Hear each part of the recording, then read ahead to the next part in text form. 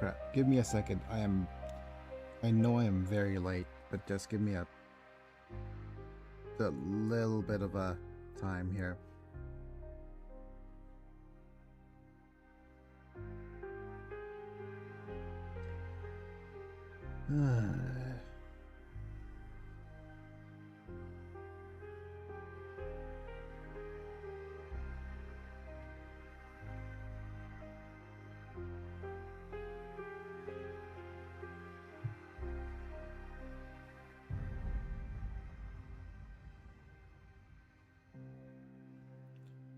Absolutely horrible.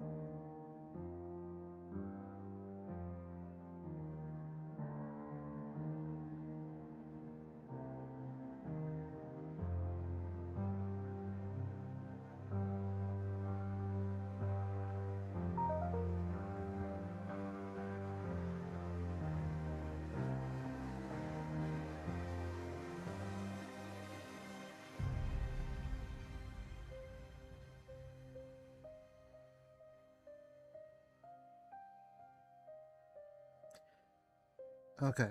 This is bad. Never mind. I'll need to let you guys know.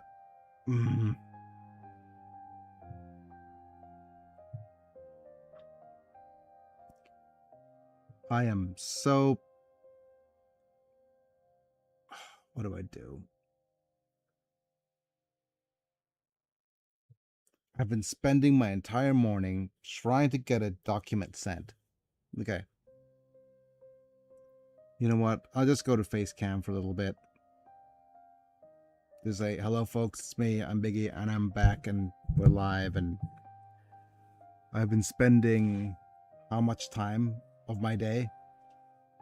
Oh great, my microphone's not even lined up correctly.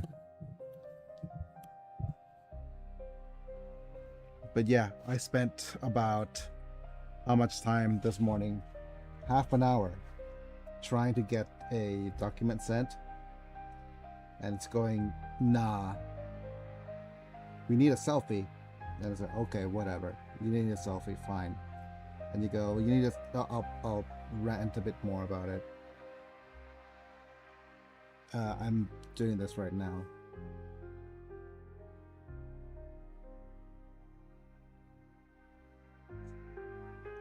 Oh, damn it. Okay.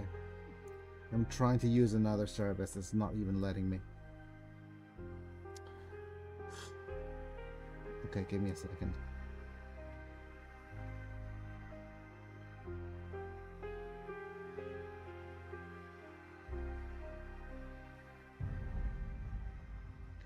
Why are you not letting me?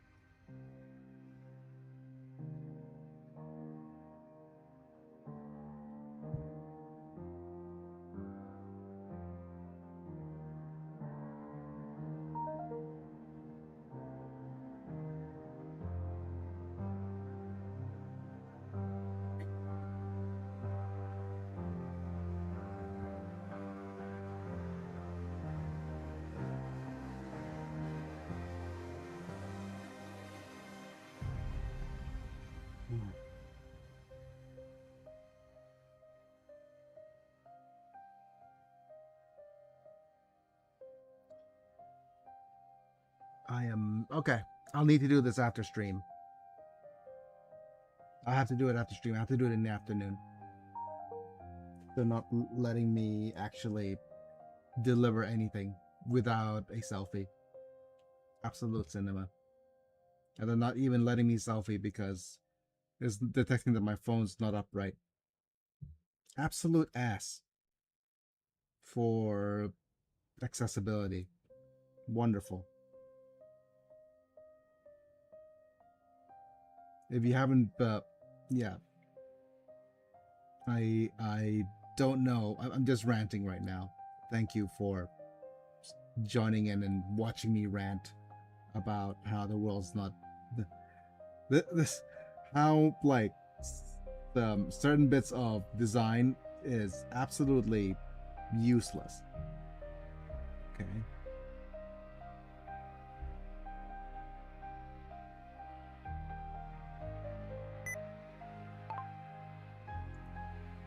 Thanks for stopping by! Exclamation point. Mind leaving a like? Question mark.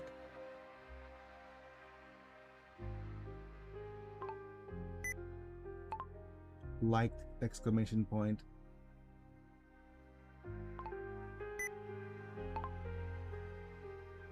And staying to watch and comment.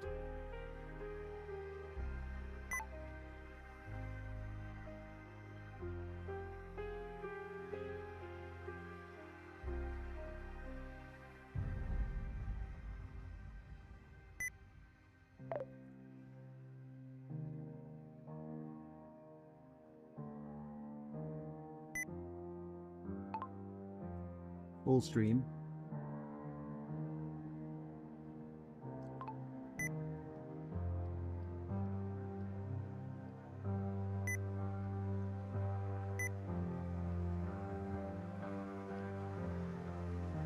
Full stream.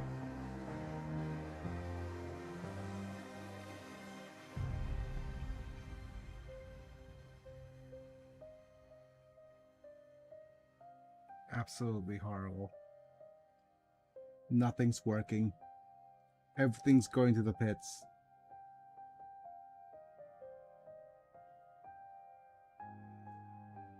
Hooray. Starting off my day with absolute BS is wonderful. I might need to ask for some help.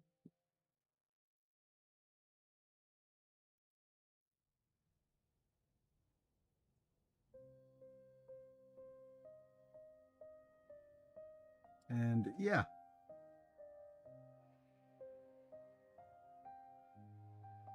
Okay, this is working. Next is my Twitch. Is my Twitch working? Yeah, you're working. Fine. I'll need to actually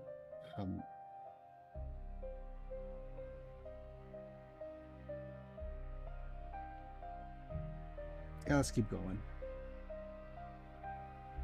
But hello folks, it's me. I'm Biggie. I'm back. We're live. We're playing Rogue Trader because my body is being horrible to me again. Absolutely no idea what is happening this time, or what's happening last time, or what to do about it. So yesterday we went and did a bit of streaming, and I don't know what or how or why we're getting some new pressure sores, but we'll see if things are going to be different this time.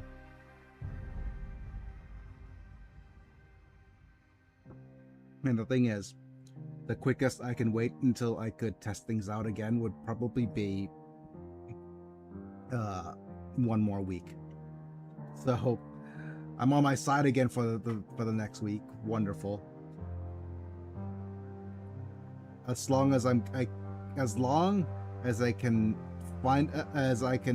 actually find out what or why or how this pressure sore is happening, and if we could solve this, I could get back on my seat. But I can't until then. So it's ass, literally. Which means that we'll probably try to get back on my seat by Thursday. If not, we'll see. Thursday? Oh, not Thursday. Yeah, we'll see if we'll have to see when or how or why. But it's going to be a bit of an involved process. Well, not involved, but it sucks because whenever something like this happens, I have to freeze up everything for the entire week and wait until things are better. But anyways, thank you members, Apilux, Manta, Bruno, Honest Lamb, Chris Burton, Lord Yellowneck, Orphan Slayer for helping me out. And yeah. Check out the membership program if you want to help out that way. Otherwise, like vid, join, like the vid, subscribe if you want to see more content to get notified for when we go live, etc. But yeah. Okay, give me a second while I'll be right back. I'm setting things up.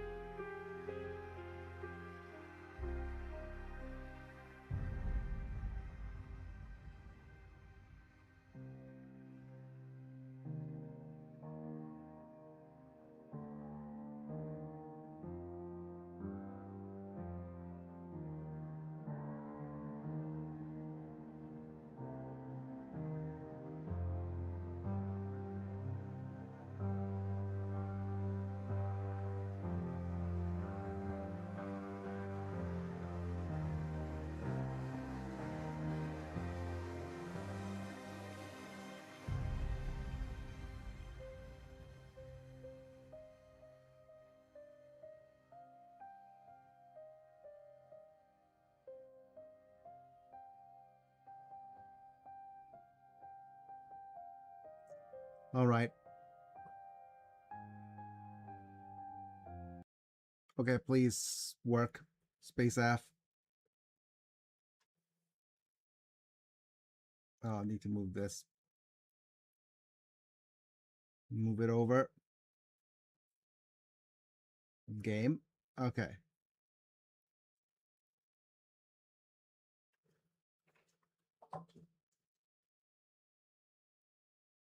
That means I need to go up.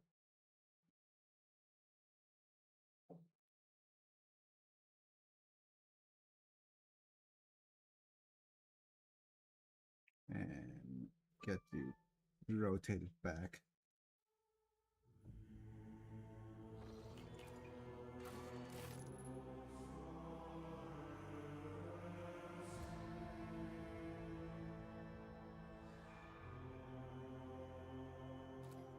I said flip horizontal.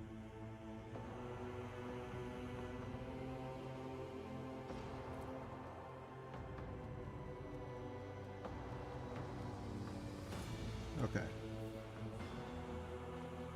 All right. I think that's everything set up, right? Let me move my face a little bit so you guys can see my face as much as you can. Full stream link down below if you're watching from other places. But okay. Started several minutes late, but we were getting started.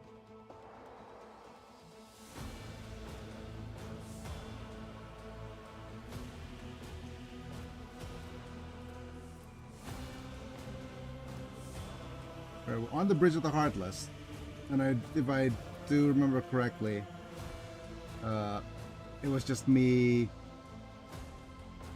doing this over and over on the Heartless Bridge until we got secret coordinates of a secret cache.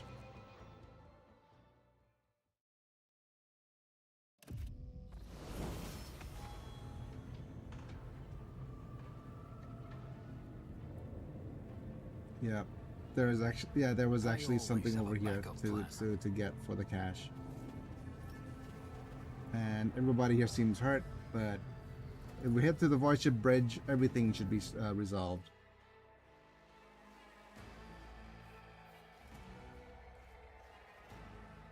I also need to check out the batteries of my headphones. Yeah, 80%. It's fine.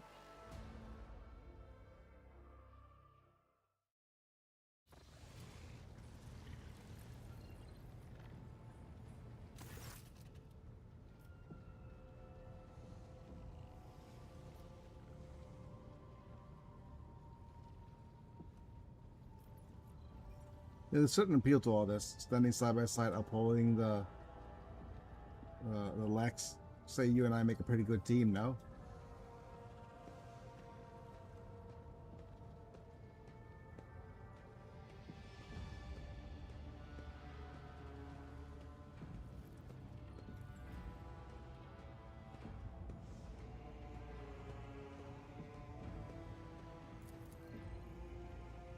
We can turn to this later. The Heartless now belongs to you as agreed.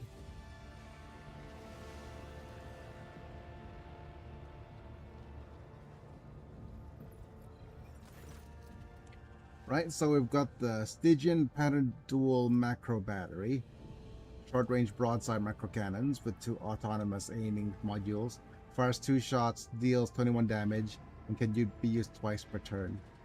This is versatile, so that means that we could be using this against several different units if need be. I think that'll be nice.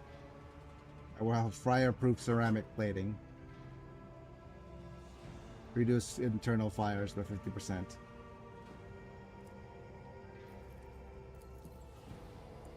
I've got ourselves 3 provisions, 2 weapons, ooh, and 2 Xenotech, right? Colony Award, discovered lesser provisions, weapons, and Xeno. and other valuables which will be loaded into the flagship's holds with extreme assuredity. And the ship itself is the most impressive acquisition for the dynasty. Also, all it requires is some light repairs for work. Light repair work. What I would have us do with it, you could present it to our trading partners. I'm confident that they would put it to good use. Alternatively, we could transfer some of your objects, subjects to the Heartless and use it to increase trade between your own worlds, and a profitable option to be sure. And we have either I want to oversize top out of my sight, give the Heartless over to the Recollegers to be turned into a scrap, or have the Heartless repaired. We're just going to have us lose out 5 profit factor. A ship sent to our trading partners. I think repairing it would be nice. I will look up some guides on what to do with the Heartless.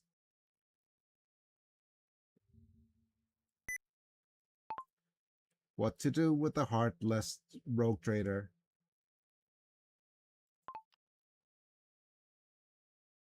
Okay.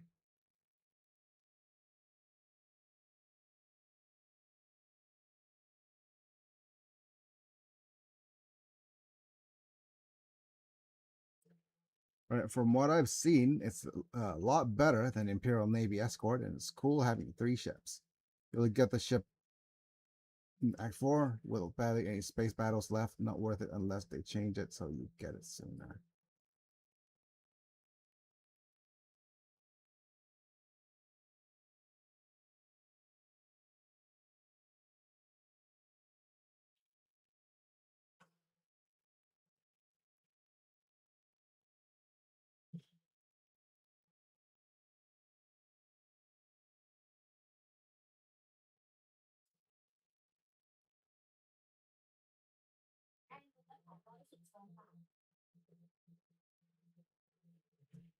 Okay, the latest อะไรนะครับโอเคเดี๋ยวให้เดี๋ยวให้แป๊บนึงนะก็ได้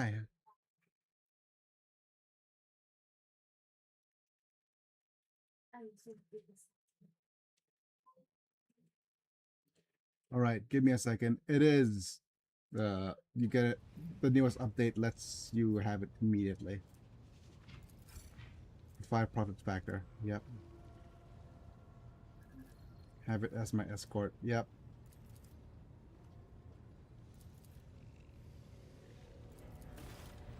So we have a new ship, but we lost quite a few bit of profit factor, but we'll get profit factor back. I think at the end of the game, profit factor becomes a non-factor.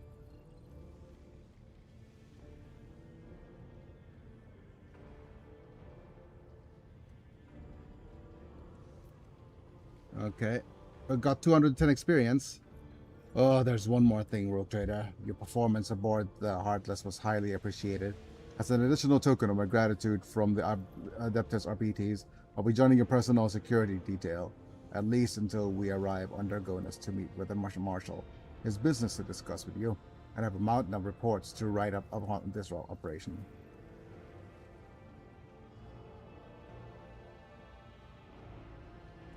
Man, I appreciate the irony of the situation. My whole life I've been avoided the lawmen like the plague, and now one is asking me to join my crew. Proctor, no less. The sacred warrant has wiped your slate clean, and now I have been summoned to serve the Emperor, and I'll be damned if the Void ever never once rebuke you for your past deeds. I mean, reports are the last thing one feels like doing after a battle, wouldn't you think? I would. And what would you like doing after battle?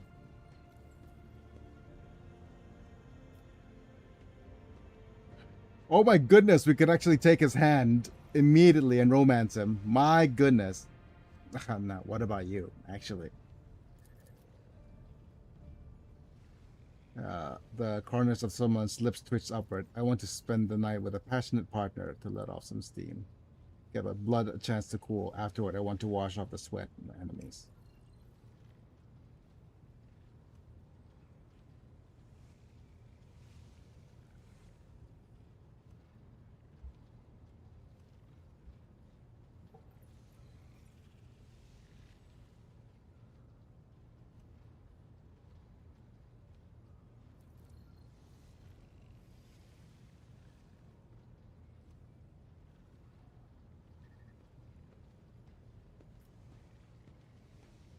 Damn it! I've excellent plan, but you have to write reports, dude.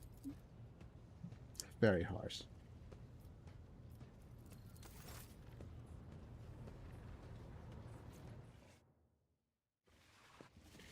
He's certainly interested.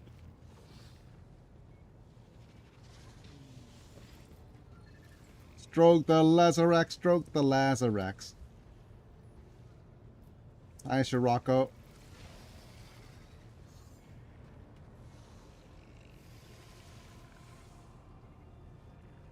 Yeah, so we're able to romance him if we so wish, but Strombat Strombat doesn't really necessarily swing that way.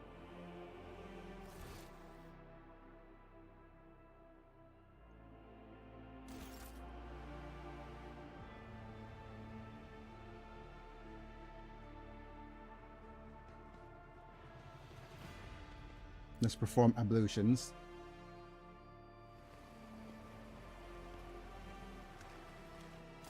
And let's see if we could get Solomon. What does arbitrators do to unwind at once?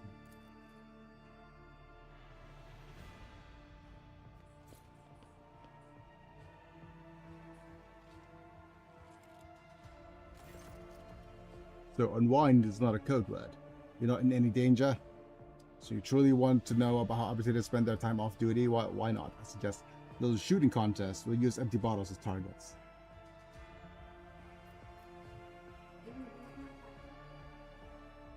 All right. Officers carry out your order, and which seconds settings the battle will serve you as your targets. Okay.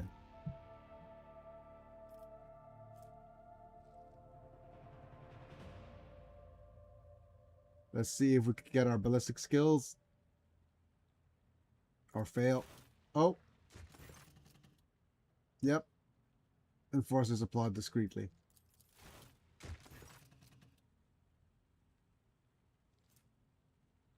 Yep. More ballistic skills tests.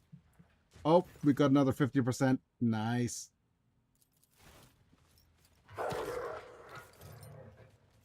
Wait, that's... Hey, that's cheating. Ratio's my weapon.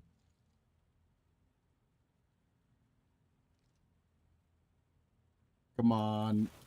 3 coin flips. Ah, damn it.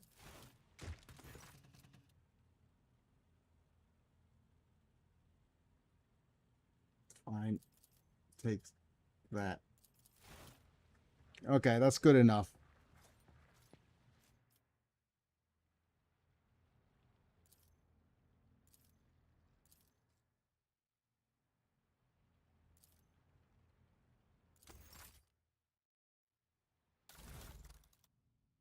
Right, let's go ahead and have a look at this. 5 points of... let's equip this. And this goes to the cargo.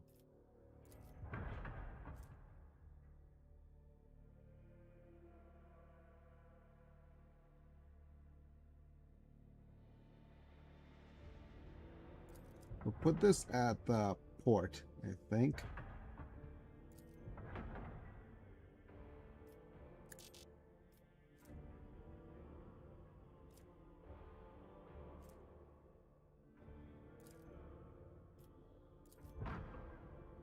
Yeah, port or starboard. These go in to the cargo.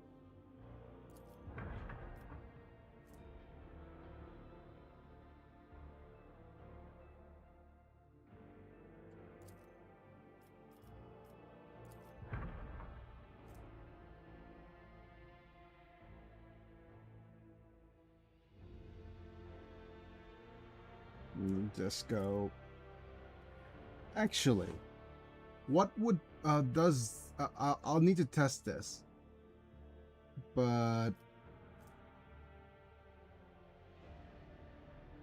okay, for short burning plasma torpedoes. I wonder what happens if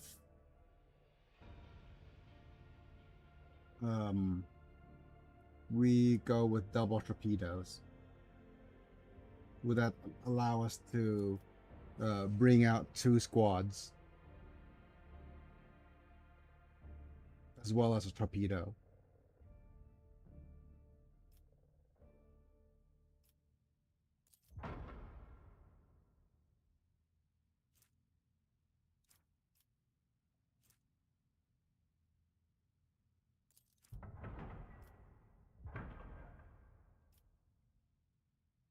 But we do have developments now.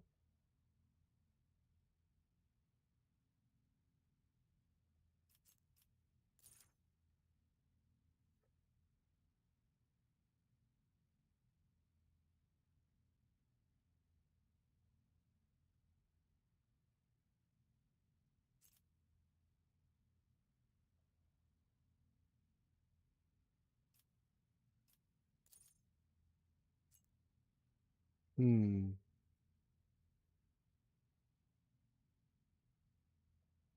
There's some new talents, right?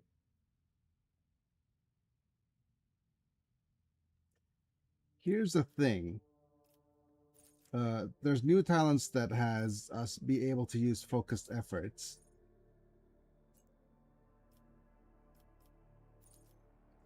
As well as the um,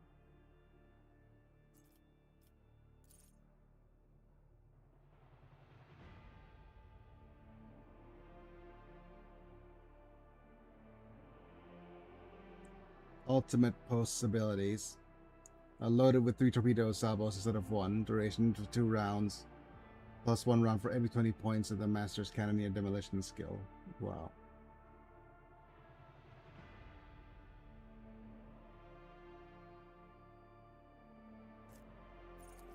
Boarding party. The flash launches boarding party to infiltrate the enemy ship, starting internal fires, possibly causing damage.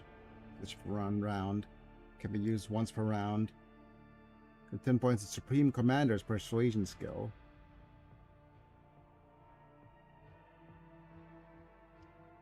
So this is a commander ability.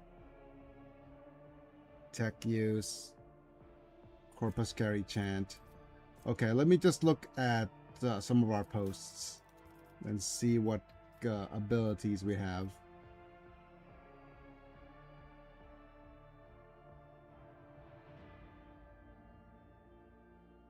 Well, your persuasion's better, but this is a little bit of a better skill. Allows the use of both abilities of one selected post for 1 turn. Oh, it could be any selected post. Oh, wow. Okay. Probably better for you then to do this. Unless we want to keep using a swing run.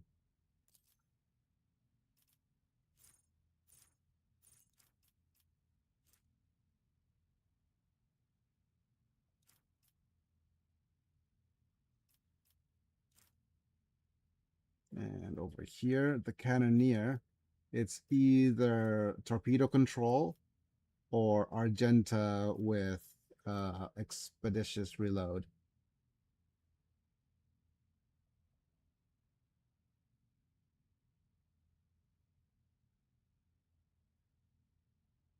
Okay, give me a second. This says,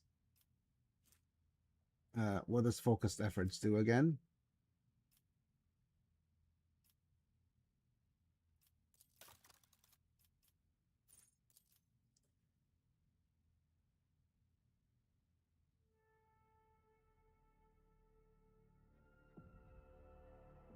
What I could do is go focused efforts then expedition and some sort of missile ability.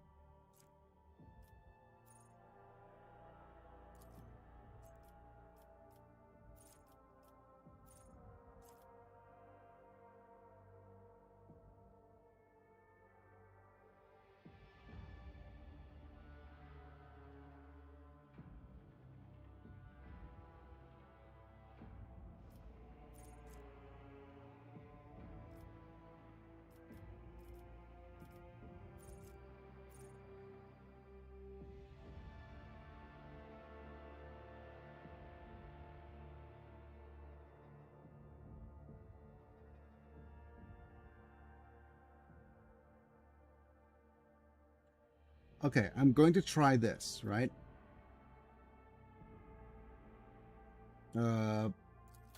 But that'll...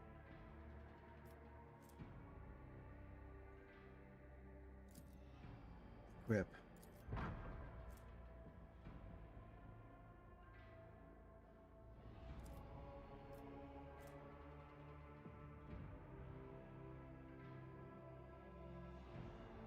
You could upgrade the RAM. Or upgrade the hull. I have a feeling I want to... Yeah, let's do a development. It's a rough choice. Because I do want... A focused effort seems like such a nice skill.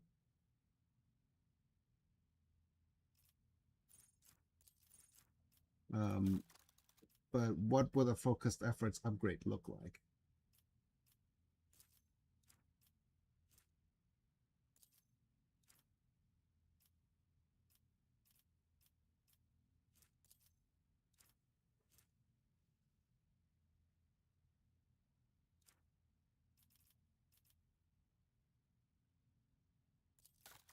Actually, let's actually be smart about this and save first.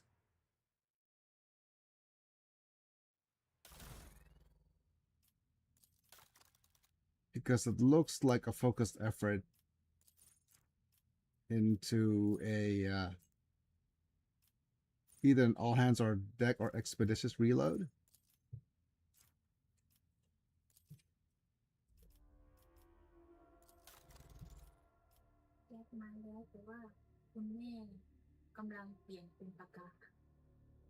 Oh. เขาต้องนั่งรอนานเลย Oh, ตายละ Okay.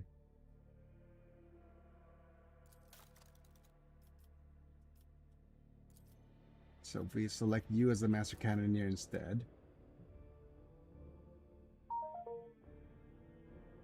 We'll actually have to save this.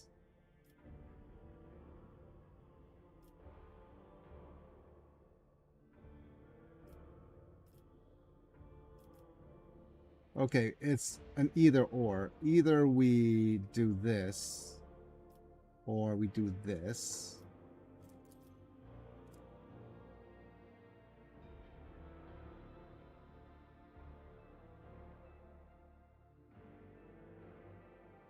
Okay, not the best choice at all.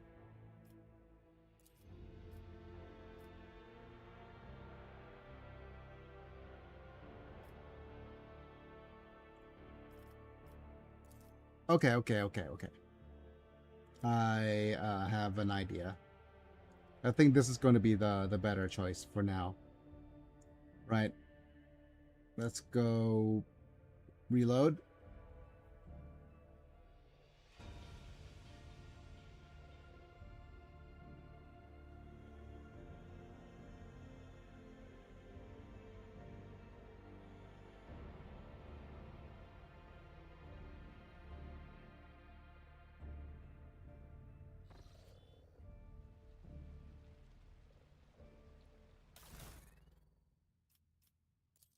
Develop our ship, and we're going to go focused effort into a all hands on deck.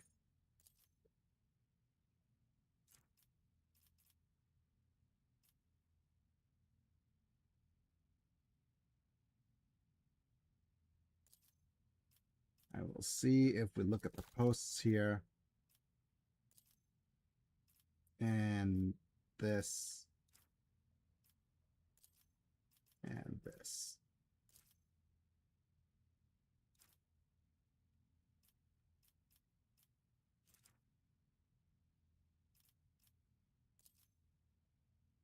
Hopefully what this means is that we could use focused efforts on our master cannoneer, and we can go pew pew.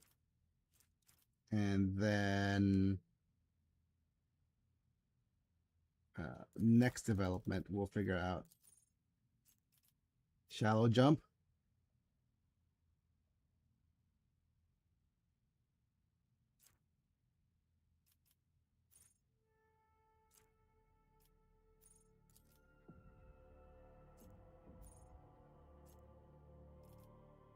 More developments.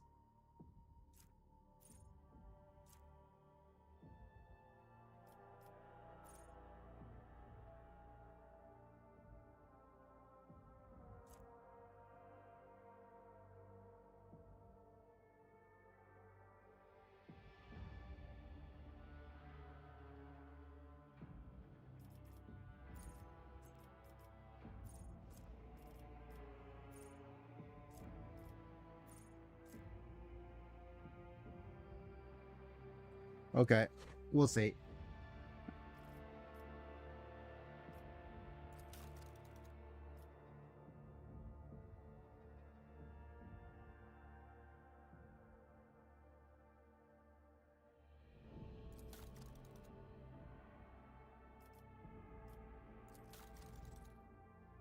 Yeah. Okay. We'll see if this is a good enough choice and do a proper save.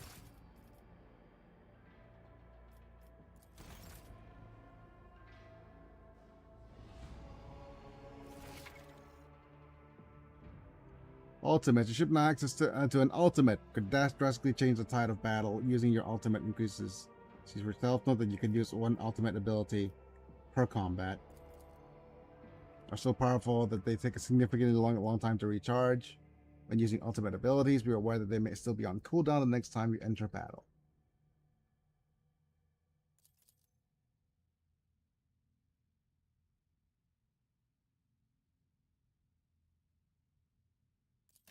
Okay. So our warship has alts now. Wonderful.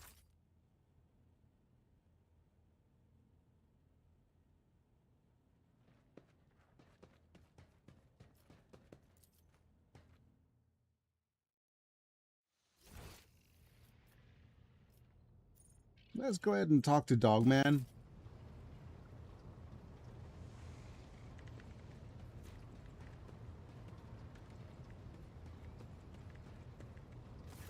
Greetings, Rogue Trader. I would like to report that Glato and I have finished our initial inspection of the upper decks. The list of infractions ended up being 5 pages shorter than expected. I'm beginning to worry that a servant of the Lex might have little to occupy himself with aboard your ship. Am I imagining, or do you seem like relaxed? I doubt such a word could ever be accurately used to describe an arbitrator, but there is some truth to your observation. Since we're not in combat, I permit myself to stand at ease, which is to say, I'm standing by on full alert. Good, that means you can converse as normal person, yeah.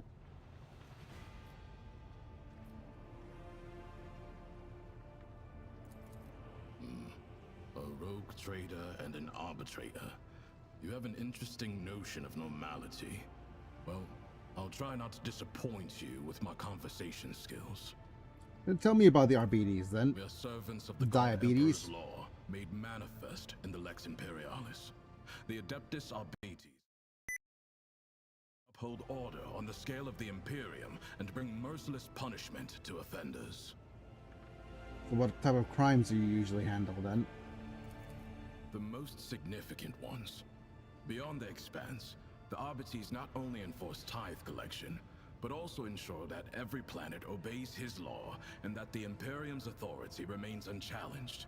Corrupt governors, crime syndicates, rebels. Not a minute goes by without some parasite trying to take a bite out of the Imperium. We destroy any who dare trespass against the law. I see. So, if you see someone trying to off an innocent man whose life is irrelevant to maintaining order in the Imperium, so you simply walk by then?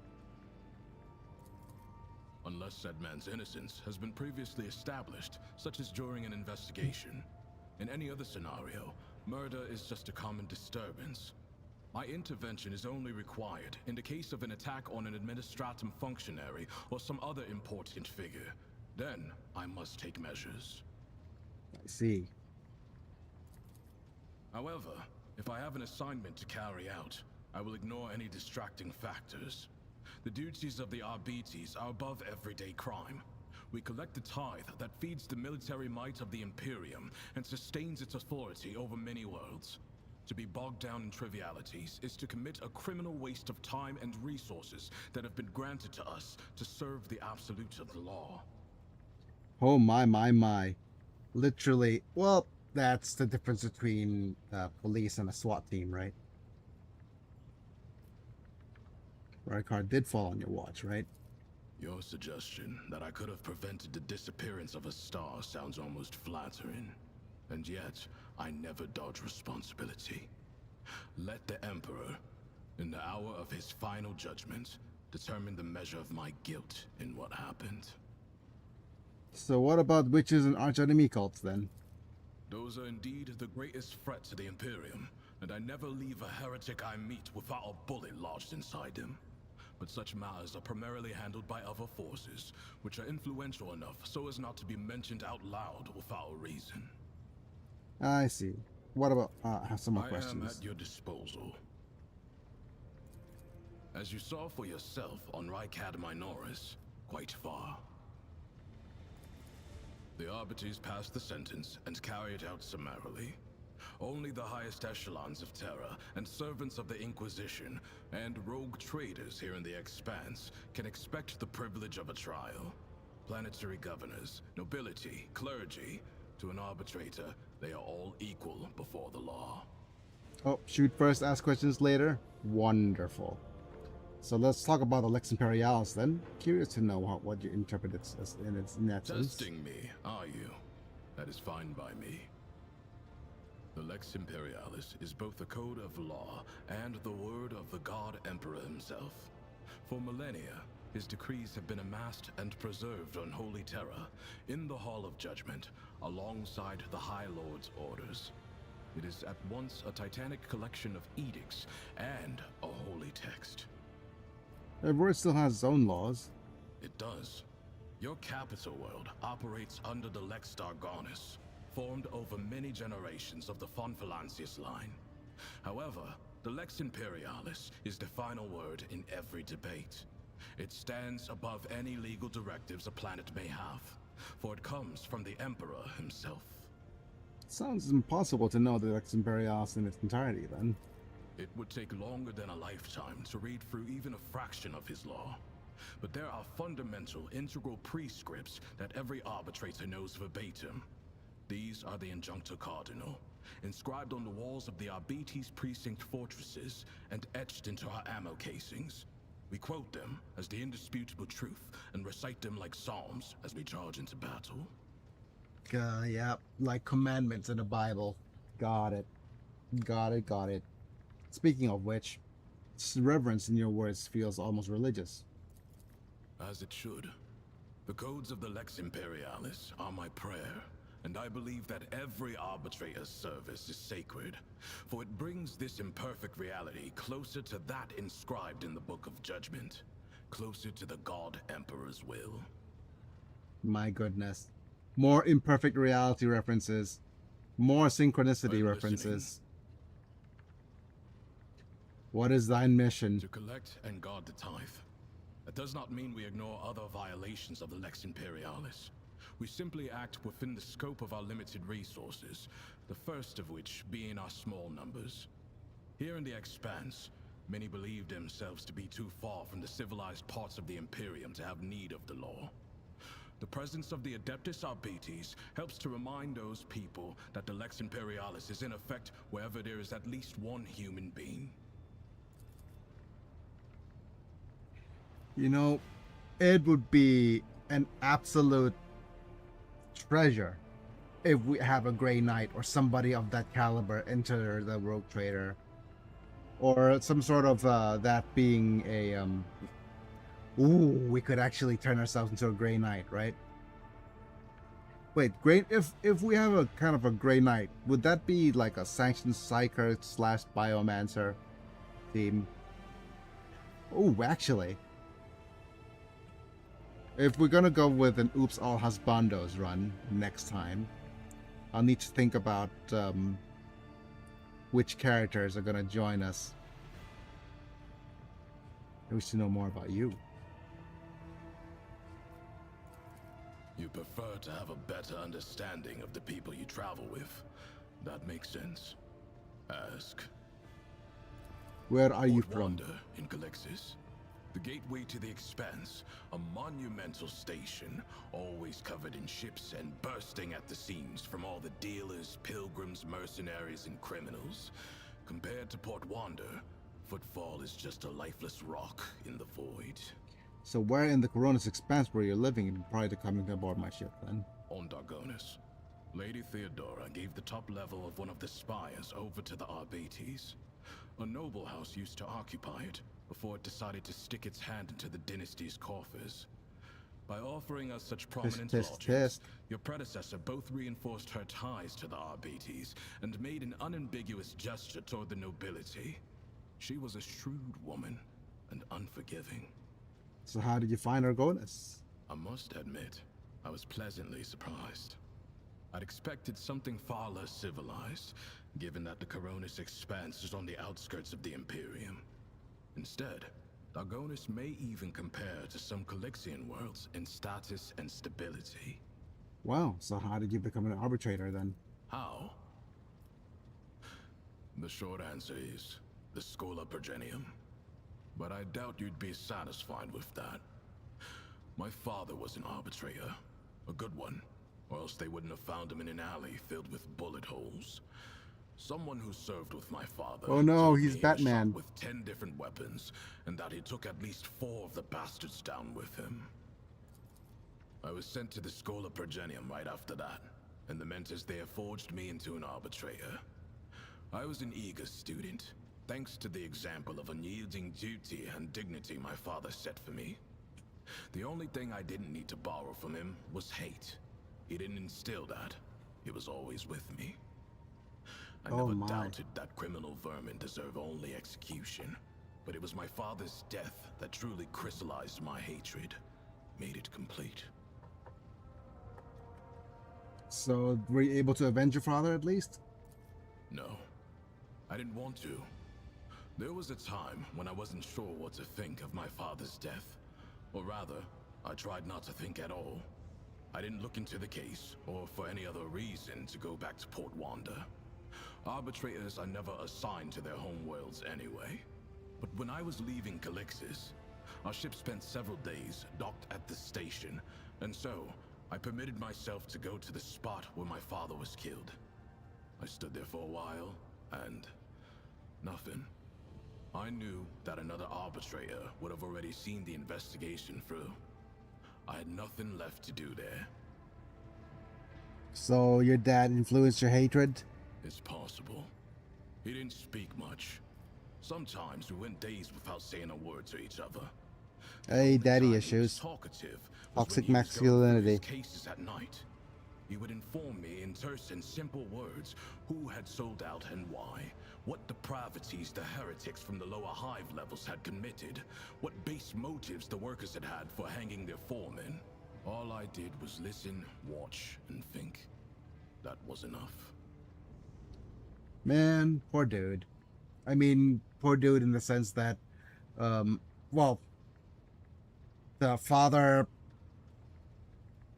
probably I've seen some crap.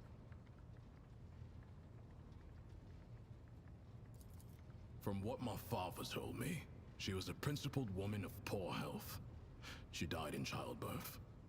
Not having known her might be the sole regret of my life.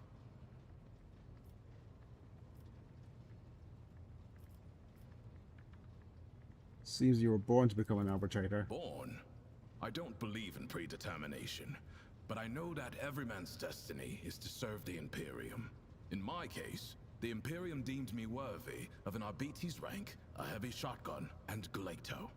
Not sure what else there is to wish for. What brought you specifically to the Corona's Expanse, then? You should ask the Marshal. I got my assignment, and that is all I know. I assume it's due to my experience. Collecting tithes from worlds bordering on savagery, and where people haven't seen a living arbitrator in 3 generations, is a task best left to a veteran. So transfer here sounds more like a banishment to me. This isn't banishment. Otherwise, the same would apply to the Marshal and all other arbitrators in the Coronis Expanse. We are here because the Imperium needs its tithe, and that's all there is to it.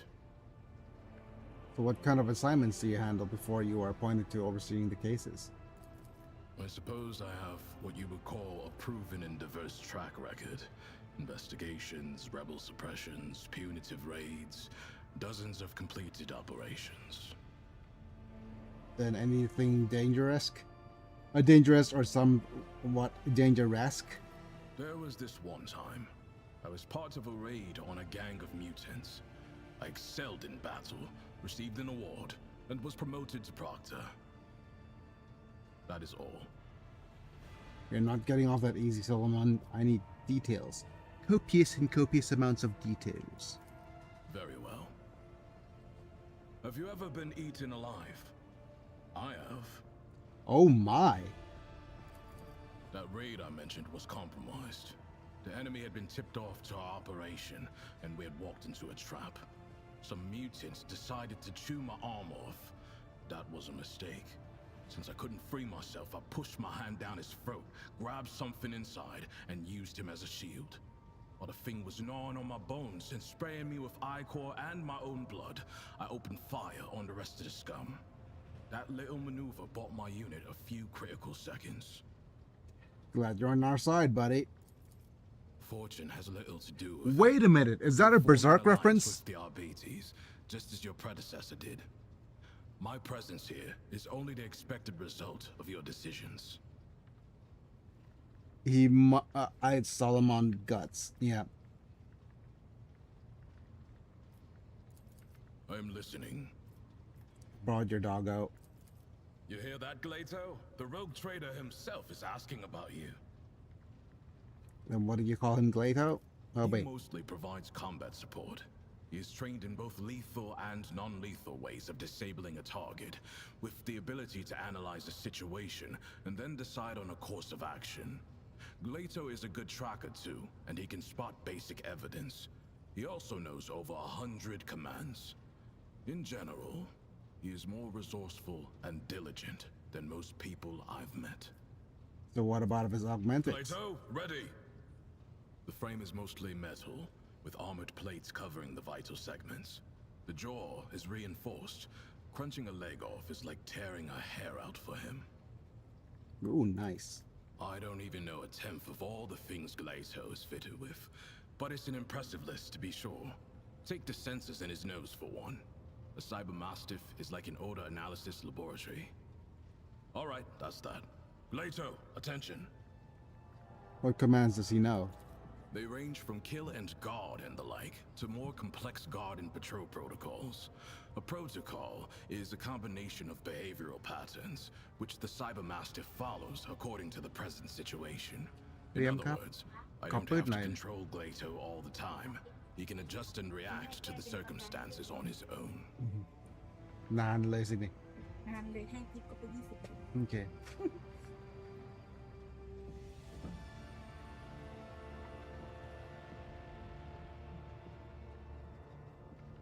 Alright, Glato, down. The saber eyes yawns, casually bearing a terrifying arsenal of teeth. That is a useless command, Rogue Trader. A cybermastiff must always be in an advantageous position to attack the enemy.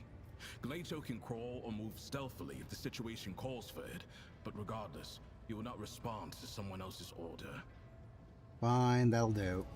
As you wish. Why do you call him Glato then? His serial number is GL80. Glato is easier to say in Gothic. Many give their Aw, cybermasters GL80. striking names like Slayer or Thunder. I'm fine with Glato. Glato's super sympathized, or is part of him still a living dog? Generally, cybermasters have all aspects of their animal nature removed, but Aw. Glato is a special case. His submodel takes a dog's loyalty and instincts as a hunter and guard, and renders them absolute. He is neither a dog nor a servitor. He is something much more. A cybermastiff, a living weapon in service of the law. Nice. Oh, we got an awareness test. You cannot shake the feeling that your question has offended Solomon somehow. There's a certain vehemence in this way he describes Glato's outstanding qualities. Glato is not a pet. He is an instrument of justice, as am I. And you would be willing to sacrifice him for your mission? I haven't had to so far. I do not spend time contemplating such things. It is a fruitless pastime at best. Same level as your dog, really? Him or any other weapon that lies in the hands of the law. Only my service to the Lex Imperialis determines the level on which I stand.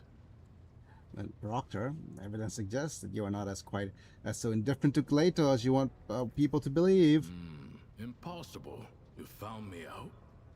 Yes, I am 1/100% less indifferent than I let on.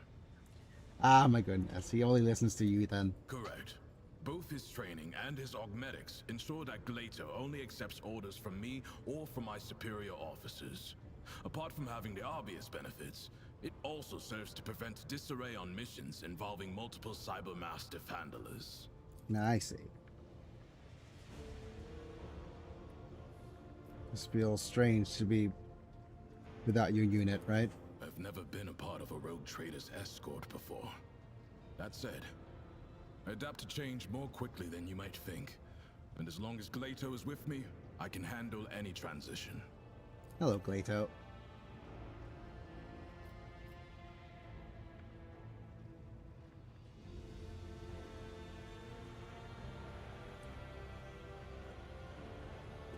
Does the Glato have a favorite type of training or some sort of pastime of choice?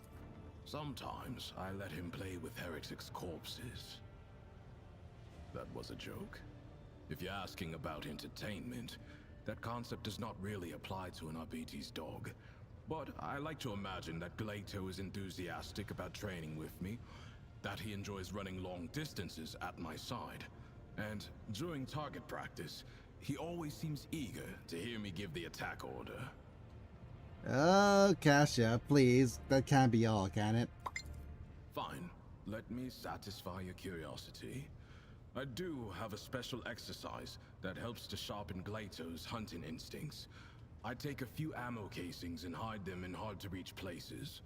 One time, after a raid on a manufactorum, I gave him a whole abandoned workshop to run around in. But I also played a trick on him by throwing one casing onto a ceiling beam. Then it was Glato's turn to play tricks. He waited under the beam until I walked up to him. Then he jumped onto my shoulders and climbed to the top.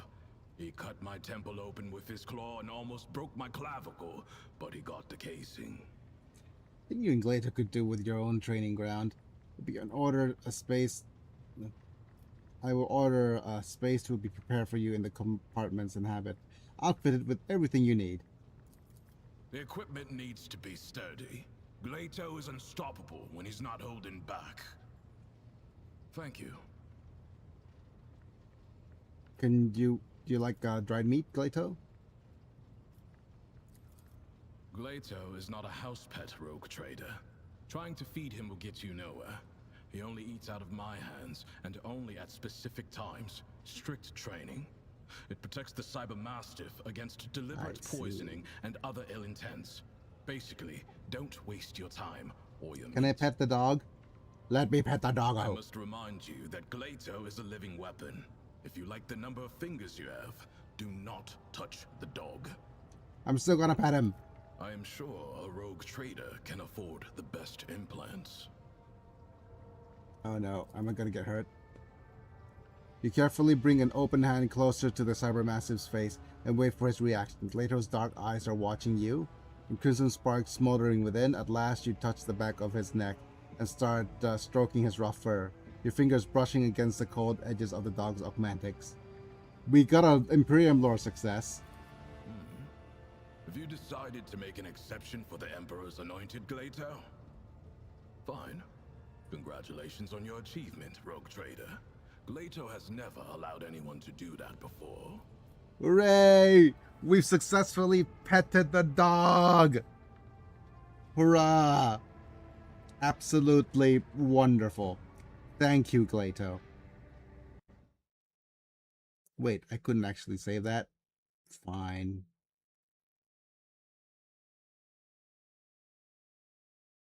We'll use the clipping function.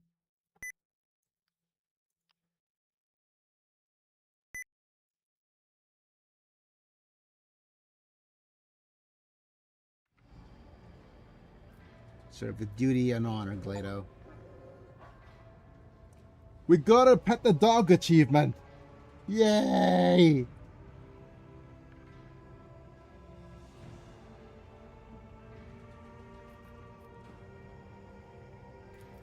You know where to find me, rogue. Literally an achievement for petting the Doge. Alright, where else? Well, what else are we doing?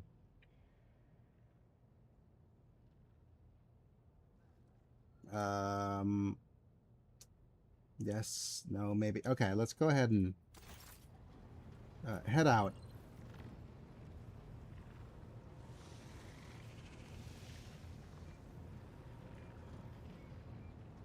Oh, do we actually? Yes, we've completed one of our contracts because we got ourselves a Xenotech. Right? 2 profit factor gained for the shadowy dealings. What about some rumors? Kalixar. Okay. Stolen stars. Drukhari have been observed stealing suns, lost in the void. Footfalls waiting for news from the ancient ark known as the Wasteland of Wayfarer.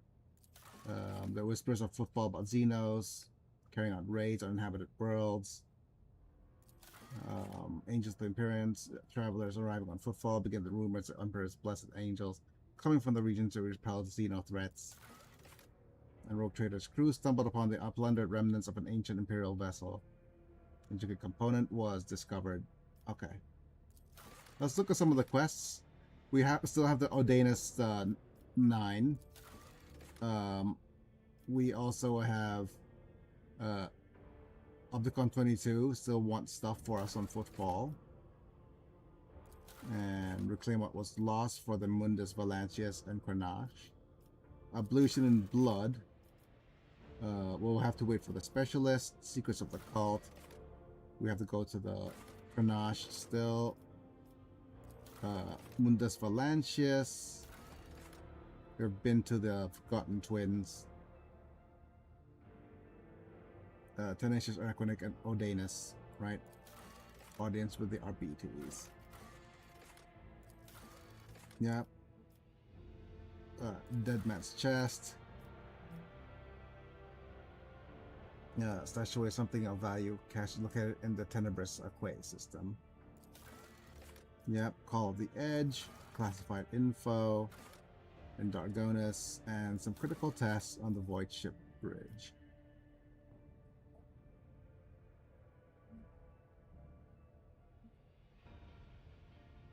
Oh, okay.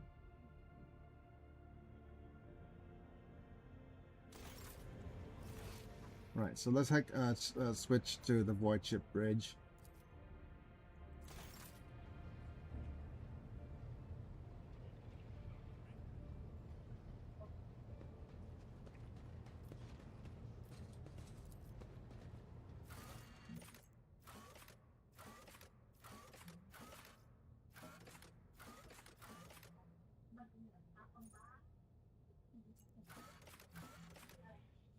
Wait.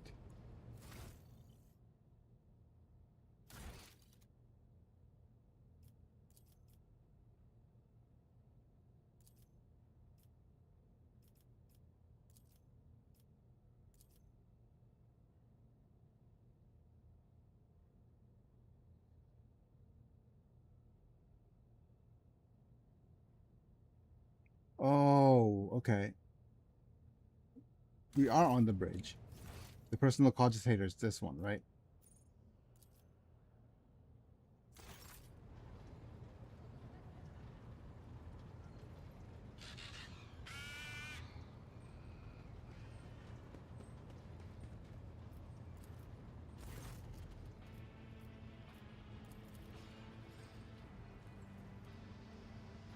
Okay. Point to the text. What is this supposed to mean? Input prompt ALG 5236. Unseen Spirit has recognized the one who stands before it. Previous string of sacred code signify a greeting as well. As an acknowledgement that you have successfully completed a certain task. What task? Answer lies beyond the bounds of my knowledge. Okay. Sense my presence.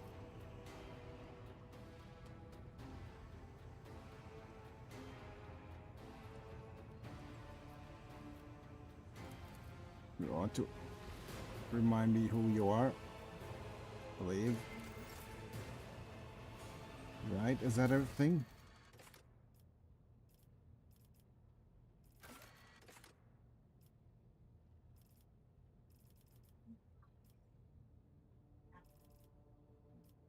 So, did we complete critical task?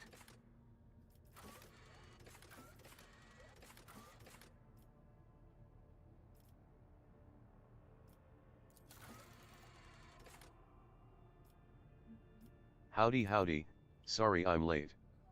No Super worries, Bowl man. time. I see. I was wondering what was happening. But yeah. I hope you enjoyed the Super Bowl. So, election results over here. We had a kind of a landslide election. Seahawks are stomping. Oh, okay. Good job, Seahawks. Unless you're not a Seahawks fan or a fan of the other team, then boo. But whatever. I know very little about the American football. Apilux would probably be watching it somewhere, though.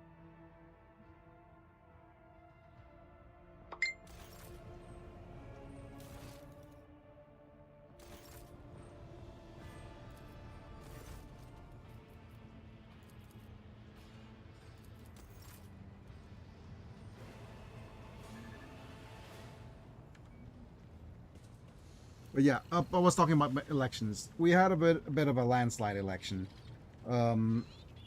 So the current government is the that was voted in is the same one we had before the government shifts. So basically, a little bit of a brief history, right? The last election we had was 3 years ago. That one was gypped, right? But that one was gypped. The guy who was in power pretty much cheated. But in the past 3 years, power has shifted over to. I'll just go by colors, right? There's the. You know what?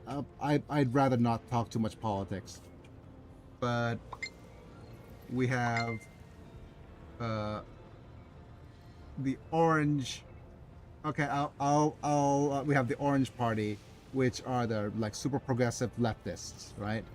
We have the Red Party, which is the populist. We have the Yellow Party, which was the military junta that took over using a coup, and now we have a Green Party, which is if you could, yeah, but it's not green in the essence of not the environmental kind of green, but the consumable kind of green, you know, that kind of green party. And the election results was that the blue party. Well, did I talk about the blue party? No, but the blue party, who eventually got more and more power in the last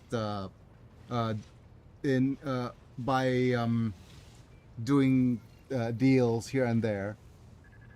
Who was the underdog? Basically, just won the house again. So nothing's changed except for the fact that we now have a significant, a slightly bigger, more significant leftist party than in the government than before, as the opposition. So, yeah, imagine, but the current government is somewhere in the center, I would say, but all in all, I think people just wanted more. But there's a lot of stuff going on, but to be explained in a short while. So I'll just keep things at that. Right. Want to support the channel? No. Check out my social links. Want to support the channel? Check out my social links. Oh, it's shooting through two different channels.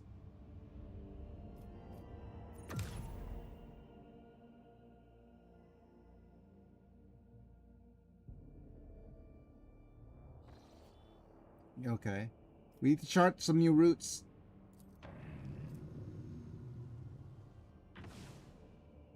Okay. I see. Interesting. Other countries' politics are much more interesting, as here in America it's a toss-up between which party you want to ignore you. Actually, I think you know what's actually quite impressive of our party, of Thai politics. The voting system is relatively fair. The voting system is very, very fair. Why is that? Is because what you do is you vote for two things. You vote for a representative, which is normal. Everybody, that's what people do all the time in the. Well, the thing is, instead of doing a vote for whenever you vote for president or vote for a prime minister, what they do is you vote for a representative, right? So we just do a because if I remember correctly, the U.S. system had this whole convoluted whatchamacallit, a system for voting for president. Over here, we use the same process for voting for president as it is voting for members of parliament. What you do is you vote for a member of parliament, then you vote for a party. Right? And what happens, you can still gerrymander like in the US does, right? But gerrymandering only does so much, right? Because what happens is you can't gerrymander for both cases. Because what happens is if you gerrymander for a representative, and what happens is they they have seats. I think they have 350 seats out of 500 seats in the parliament for the representative, but they reserve 150 seats for parties. So what happens is if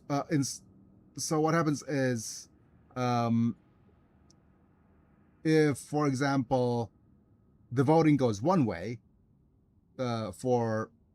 because you sometimes vote for reps and the it's always skewed towards a certain rep, like very, very far, right?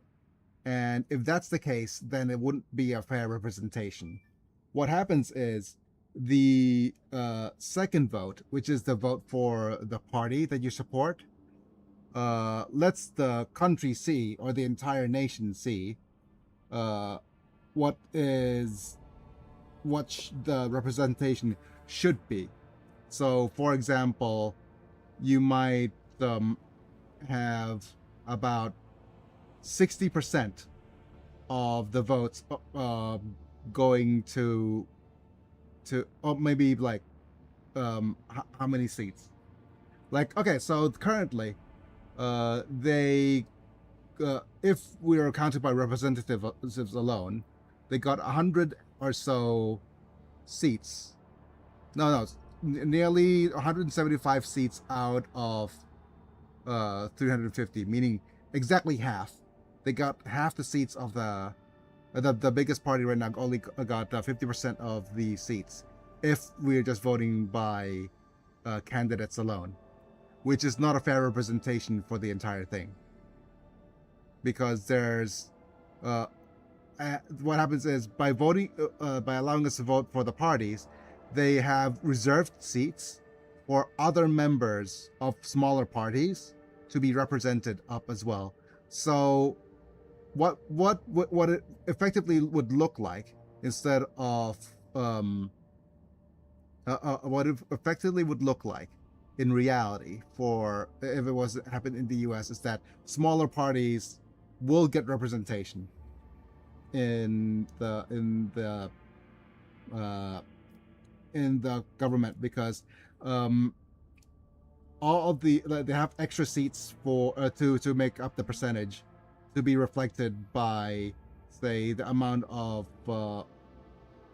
people who want certain parties to be in power. So, for example, you might have parties wanting have seats by a few people who want whatchamacallit in power, this smaller party in power, and then there's a lot of, okay, I'll just say it now, there's a lot of voter buying and shenanigans going on, so that the voting is skewed towards one direction, but they can't compensate for the fact that the general populace imagine, right, that I mean, the US also have the metrics of the popular vote, right? Imagine if the House is done or divided by popular vote rather than just who gets voted to be representative, and they have their seats reserved for members of the popular vote to be so that members of certain parties could actually be pushed in. And imagine the House, instead of just being Democratic and Republican, we have third parties, fourth parties, fifth parties, like tiny seats, right? Jumping in, but they could the reps could actually get a foot in rather than not show up at all. So that's that's interesting in and of itself. Right, we have a couple of options now in the game, though. We could immediately jump to Valancius. At the Determined tab, you successfully redeemed ADHD for 10 LP. Sorry, had to. Yes. We could either go to here for the main story, to restore the operations of the administrative operations of Dragonus, and talk to the Master of the Seals. I got the best seals, and get an audience with the members of the RBTs. There's a lot of main story quests here. And then we could eventually head to Ordanus to scout the system and save Eldari survivors. Or we could go on another uncharted system first before heading to Valancius. I think I'm gonna head to Valancius now. Right? Yeah, I'm gonna save here. But That's something 5. also interesting is that apparently the LDP party of Japan has a majority for the first time since post-WW2. Yeah, a lot of geopolitics is changing.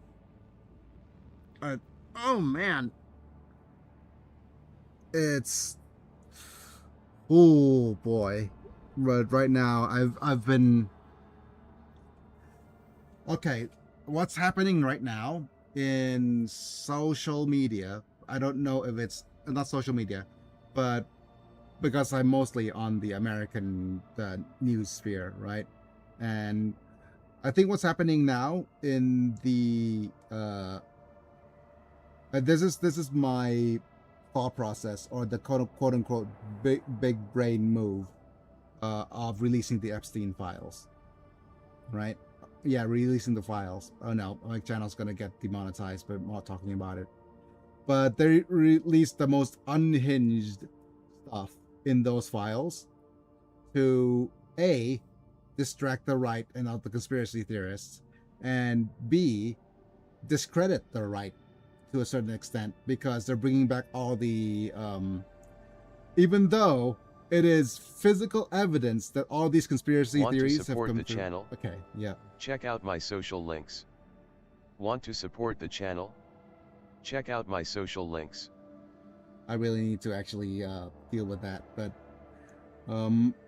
maybe I need to stop the bot on the YouTube side or the Streamlabs side because of that. But anyways, I think there's a lot of stuff that's conspiratorial, that's making the people who actually go through the files sound crazy, even though there's physical evidence of that happening. I think that's the what's happening on that side as well. You know what? Let's go on to the main quest, because the last main quest is all the way out here. So let's just go and slowly. Do we go? Okay, so there's options. I have a tendency to do a detour a lot. So I don't know if there's a downside of detouring across all these other quests Oh before yeah, heading to Mundus people are even Villages. making AI files for the sake of discrediting and obfuscating. Yeah, it is. It is the days of missing. Like, it is the exact same strategy, right? Oh, I don't know if I should be talking about what's his name as well. Coolio. My goodness. Oh, there's that as well. The hardest the scare. Yeah. Right now, people are digging up things about Stanley Kubrick and Coolio, and talking about members of the maybe soon they'll be called members of the 5-day gang, or Club 5 Days. They had Club 27 to refer to a certain group of whatchamacallit, singers or artists that leave the mortal coil at that age, because that's what fame does to you.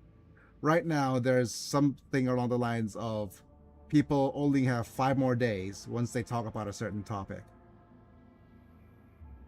Like Stanley Kubrick losing his life 5 days after Eyes Wide Shut aired, and Coolio losing his life 5 days after mentioning a certain topic. But and what the only thing is that it's left kind of distaste in my mouth of people used to romanticize about secret societies, and once things have become too real, it feels bad, man.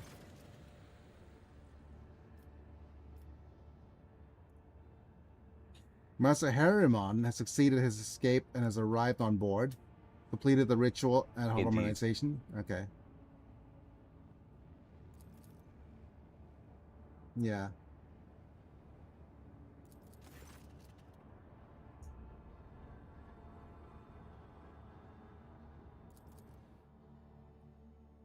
Oh, okay. So, Cassia is doing her little romancy things.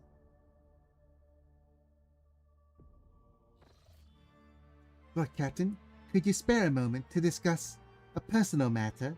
Cassia's less than graceful movements betray her anxiety.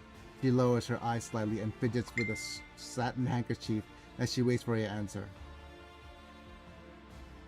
I am Lord Captain. Surely I see you know what you may call me by that name. Okay.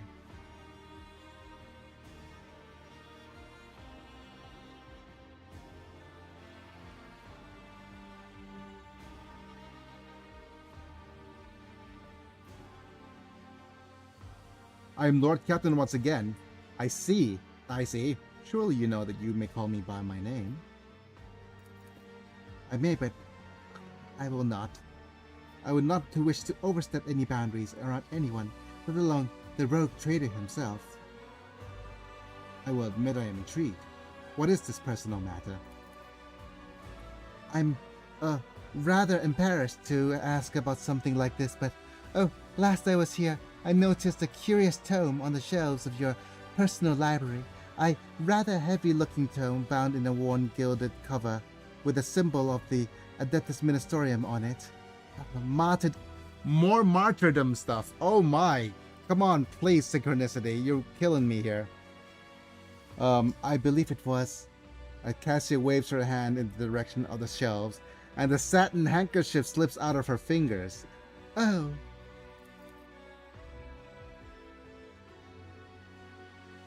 Yeah, perception test succeeded. Cassia takes a quiet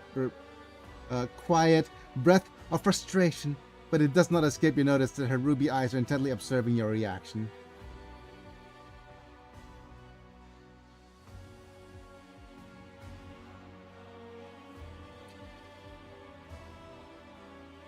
I would pick up the handkerchief. You drop this. Always pick up the hanky. You drop this, lady.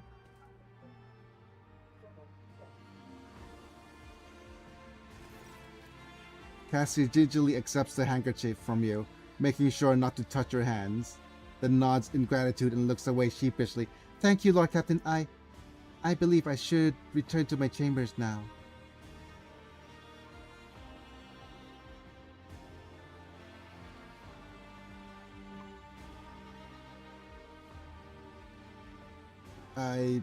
But do we go, Kulas, but what about the book? She graces you with a half-hidden smile and swiftly leaves the study. Yeah. But we're supposed to pick up the hanky and just give it to her.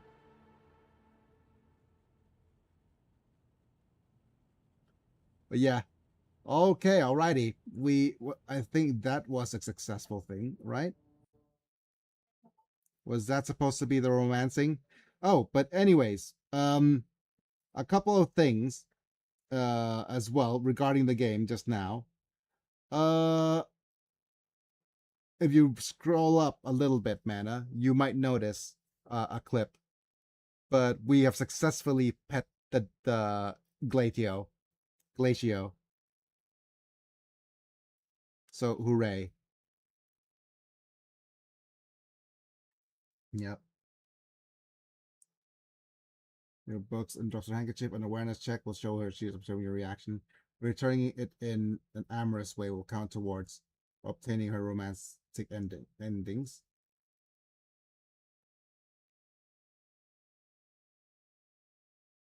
Cutting the conversation short at any point or ignoring the handkerchief will count towards her breaking up with a rogue trader.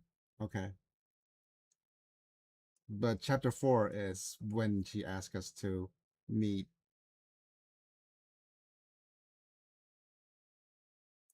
Ooh, actually,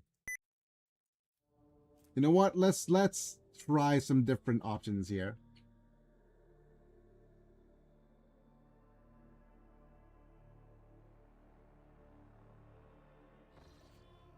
But yeah, we were able to pet the Glacio. So I got an achievement for petting the dog as well.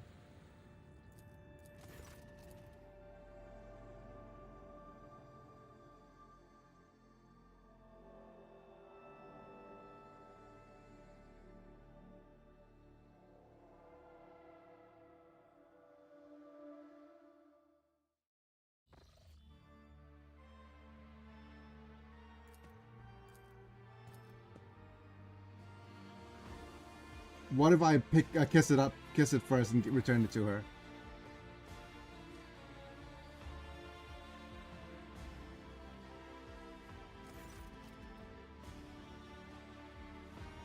I could escort you. Okay. Yeah, like whatever way that. Okay, it ends like that, whichever way. Okay. Fair enough. But now we'll head towards the the Adeptus area. Did we talk to her about it?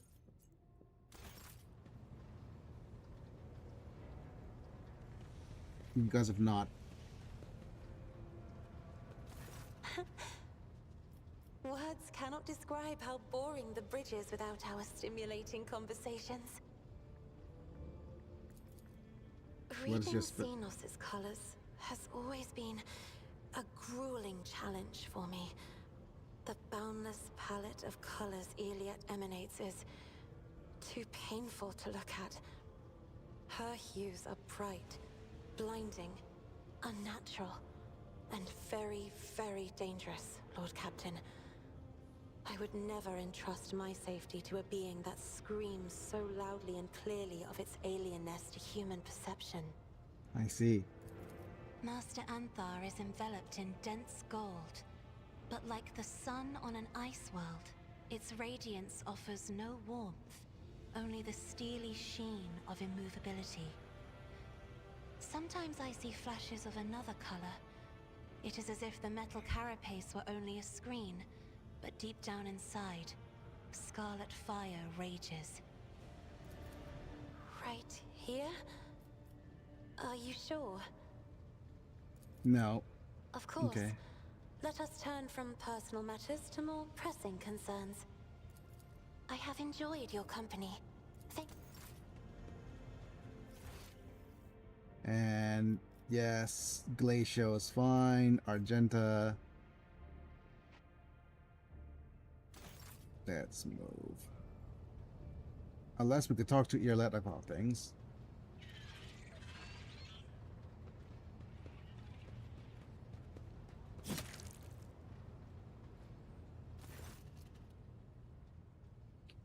Lithe form stands frozen in her unnatural pose and blinking lumens and dancing shadows of the bridge. Her hands are clasped together strangely and her eyes are tightly closed.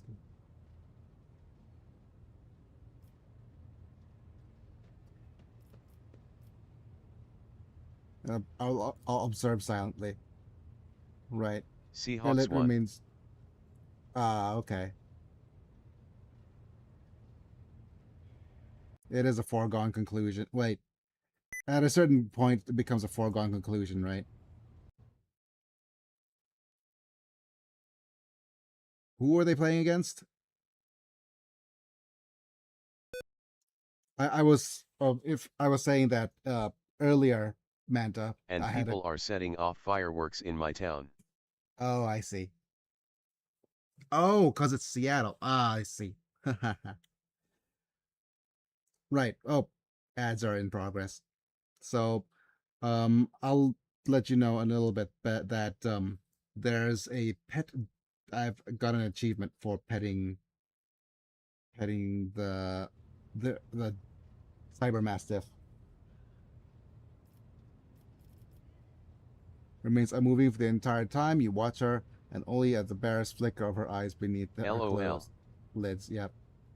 Yeah, but yeah, there's if you scroll up, there's needed to be an Imperium test, a lore Imperium test to be able to pet the dog successfully. We're unmoving the entire time that you watch her, and only the barest flicker of her eyes beneath her closed lids that you know that she is still alive. At least wait a while. For the first time, Irlet takes a deep breath through her nose and barely audibly exhales. Her body remains as relaxed as ever, and her eyes are still closed. Your presence does not seem to be in any way distracting for her.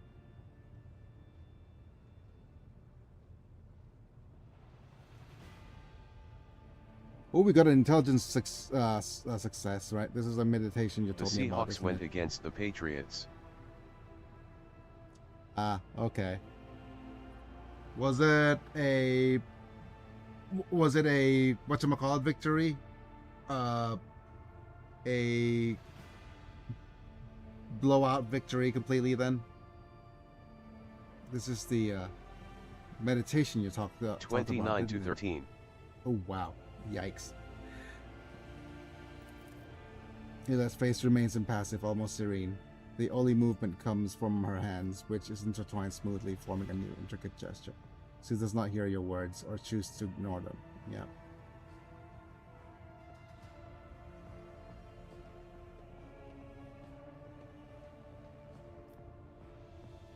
A pretty big win. Right. Sit down beside her and wait. I see this is going to take a while. You find a somewhat comfortable spot and get yourself settled. Irlet seems does not react to your presence, but as time passes, begin to sink into your own thoughts. We got a willpower test succeed. The gilded chrono in your hands tells you that 2 watch hours have already elapsed. Your muscles feel stiff and your head feels heavy on your neck. When you next glance around the small section of the bridge that Irlet has adapted for her own use, you catch someone's sharp, attentive gaze. You are still here, Owlcat.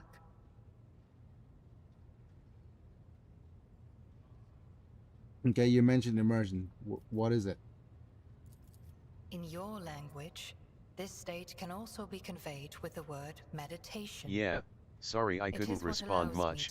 Quite loud at my brother's house with all my family and family friends there. And it I guards my see, soul yep. against burdens and corruption. Oh man, I could only imagine the celebration. Yeah. My meditation is immersion. Immersion into myself, my inner world. It is my chance to speak to myself, but without words, or to heal wounds that cannot be seen with ordinary sight. It is difficult to explain, even in the language of the children of Asurian. There are so many meanings and shades in its sound alone, and the monkey tongue is too sparse and awkward. No. So the elves are Asia coded. To be realized. That's interesting. I mean, with the name with Asurian, of course they're very Asian coded. I should say, Owlcat, that during meditation, the mind does not leave the body. Part of it remains vigilant, monitoring what is taking place outside. So I heard every word you said, and I saw everything you did. All right. Restraint is not a trait that your kind is known for. And yet, you did not interrupt my immersion, Owlcat. A worthy act. I will remember this. Oh no, Irlet remembers this. Oh yes, the culture of the Ildari is based pretty hard on Asian culture. The Tau are the only ones who beat them at this. Yeah. And whatchamacallit, Irlet remembers this. Enters in the top right of our Telltale Games game. But anyways, so you knew I was here the whole time and you did not even bat an eye? No. Alright. So we have pressing matters to discuss.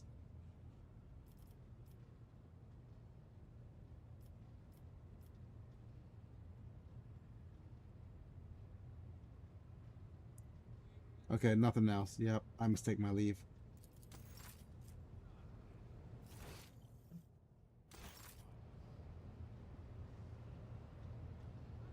Okay, that was new, certainly.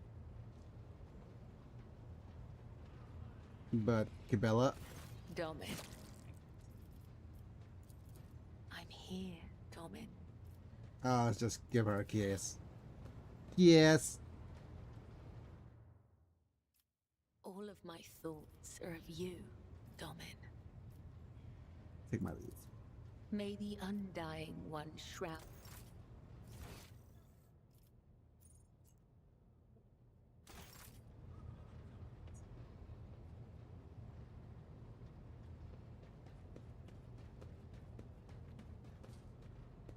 Right. Now we save. Let's head to the other compartment. We have a void ship shrine. No. Astropathic chapel to visit. And let's remove Solomon. Add J.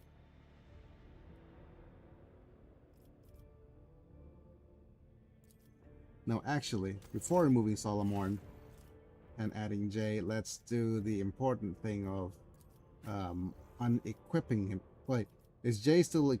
I think J still has all Want the best to stuff support the equipped. channel? Check out my social links. Want to support the channel? Check out my social links.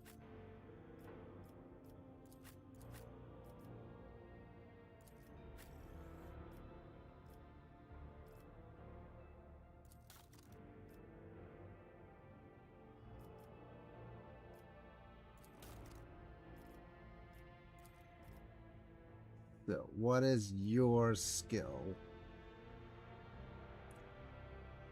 It probably is fellowship, right?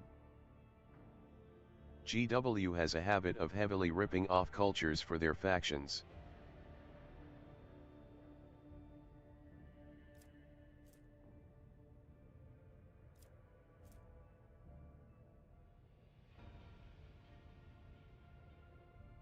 Yeah, her fellowship's pretty high.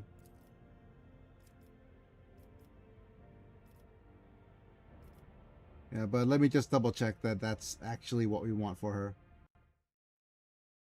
Let's go to her builds. It's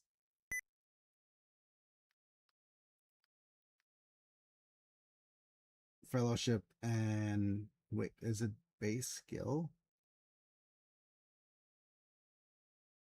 Okay. I see. We want to go with this, and let's add one of her other skills.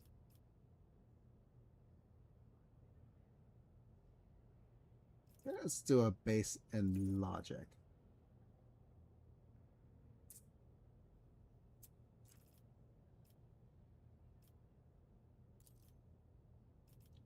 Look at that. That gives her logic up to all the way to 91.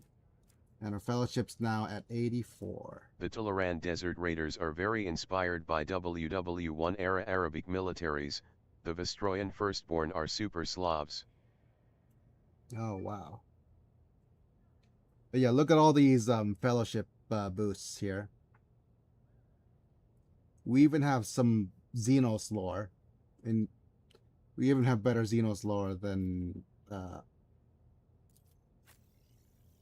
Earlet here. My.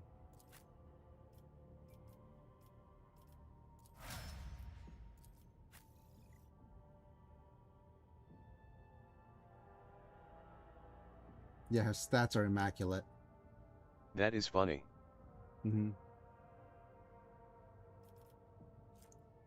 But that's because Xenos lore is determined by fellowship here instead. And we basically made her as high as fellowship as possible.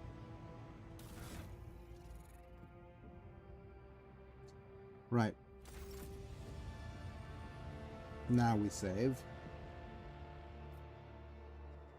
Oh, I forgot The to check Space our Wolves are very Norse, the White Scars are Mongolian as heck, even the Ultramarines are Roman. Yep.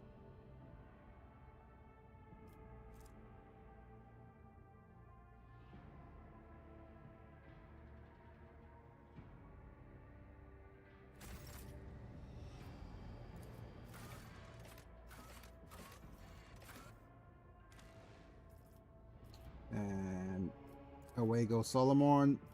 Enters J. Accept.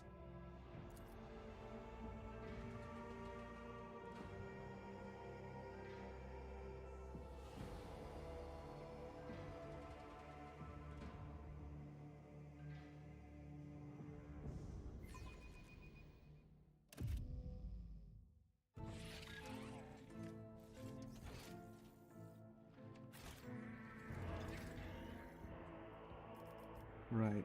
And we go... Okay, a little bit heretical. Bearbs, a little bit dogmatic. Completely nothing. And iconoclast. Okay.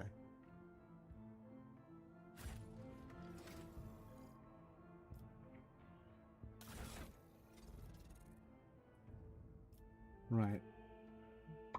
Let's go sort everything like so. Let's see what... if we have any more weapons... no.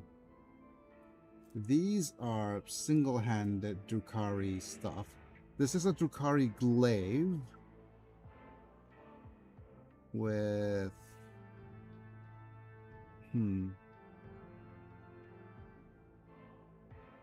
Okay, so like I said, this is probably better for... Wait, this is Power Claymore. Two-handed melee. Yep.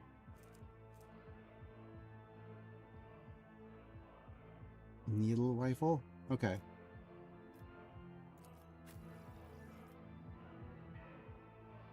Everything's good for Abelard. Yep.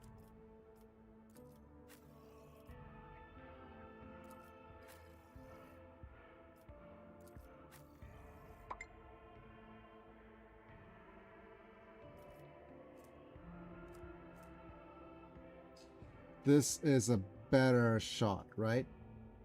22 to 25, 29 to 30. We do have a single shot. Attacks with this weapon, whenever they kill an enemy with critical hits using this weapon, they gain an additional attack. Targets hits that this weapon must pass a willpower test plus any bonus to suffer psychomatic trauma for 1 round. Okay, I understand. You will probably have this and this.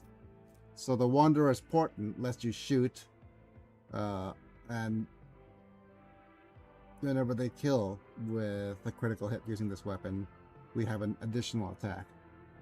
So you have to be mindful of doing a kill for extra attacksies. Yep. Okay.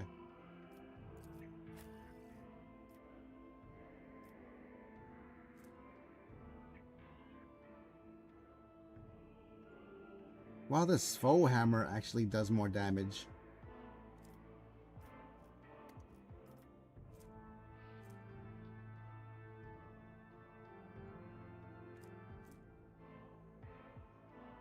This nullifying shotgun is also stronger than the RBT's shotgun.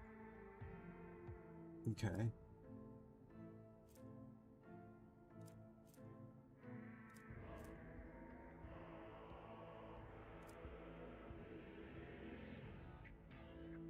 Yeah, okay.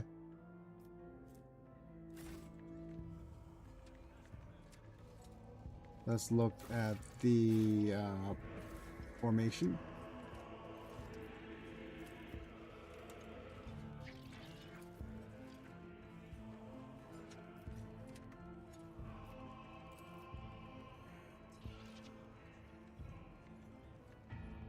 I always keep my options open.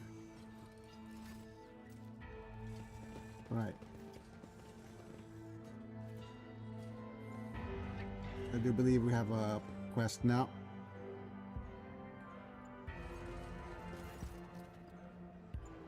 Has the correct candidate arrived yet? Master Harriman, assigned to the chapel upon your orders. Purpose of performing the ritual has almost finished the preparations, Lord Captain. Greetings, Dangerous. Von Valentius, I'll be honored to serve my savior. We're about to do something danger-esque. You saved me from life service that would have been 100 times worse than the cruelest deaths, and I am indebted to you, your lordship. I will lay down my life to repay that debt, and so be it. I am your new lord. That is glorious, your lordship. 1,000 thanks to you for liberating me from my former master, living at the court of the governor of Iskandar. Oh no, no, Iskandar is indescribable. The Imperium itself whispers ideas of new perversions into his disturbed mind. Therefore, I'm infinitely grateful. My life belongs to you now. Let us begin. Let's start the ritual.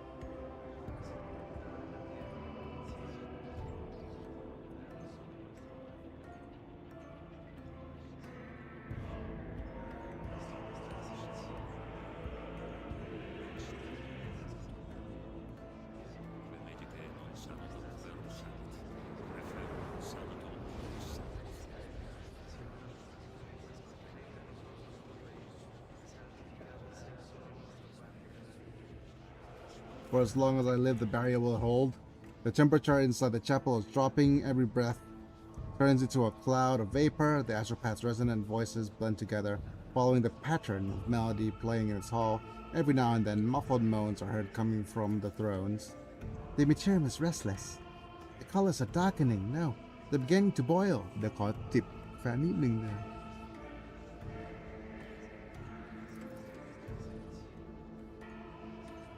Lordship, I sense strangeness, stranger things, none minds.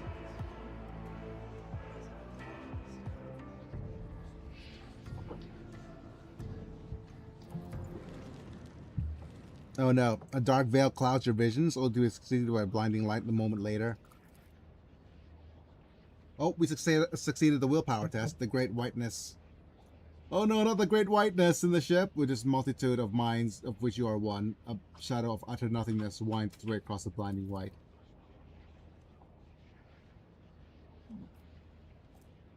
More willpower tests.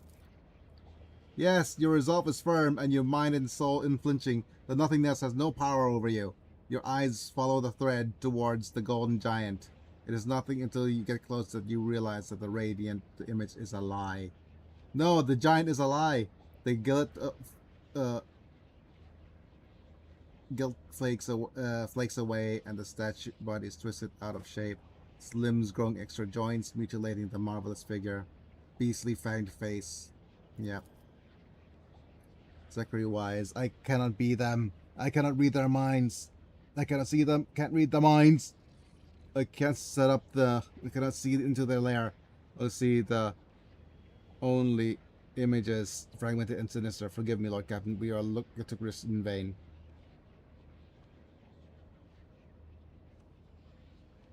What are we dealing with? Sorcery? Yep. Not tolerate failure. Yep.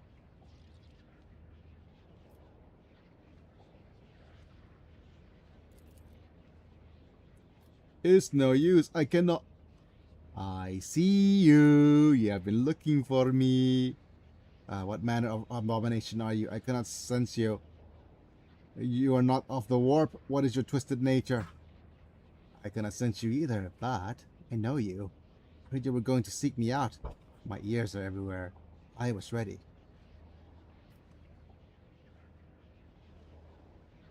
The age-worn voices like a deep wail, echoed by a throng of smaller voices. Civilizations and stars clusters lie buried at the bottom of the being's pale eye, which are aflame with hunger. Your mind feels cramped inside your skull, and you can hear the bones creaking. Did the ritual work after all? No. This is not my ritual. This is a spell, an invasion of our minds. Seeking it out with my power. I found it with us. Own it. I cannot stop it. Get it away. Attack. How? I cannot sense. I cannot. You are my prey. Oh no.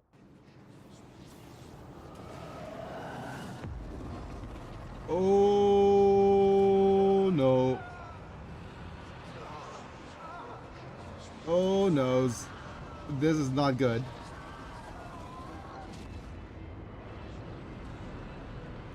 Did we lose a Zachary?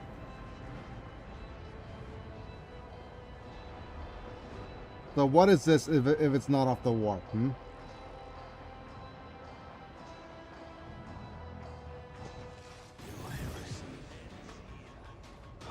Protect the choir master.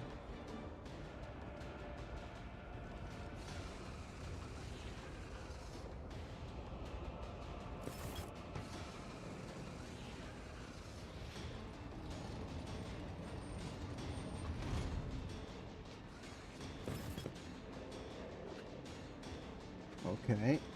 So what is this? A bunch of astropaths. We have Adeline. And then Stavros.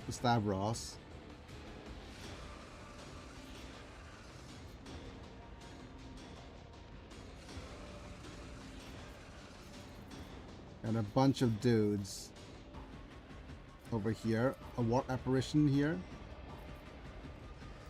Anise. Warp apparitions.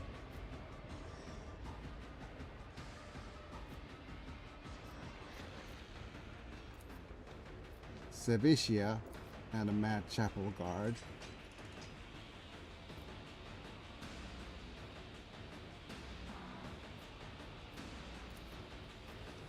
Yes, and more Mad Chapel guards. Okay. So, let's start off with who gets to move first.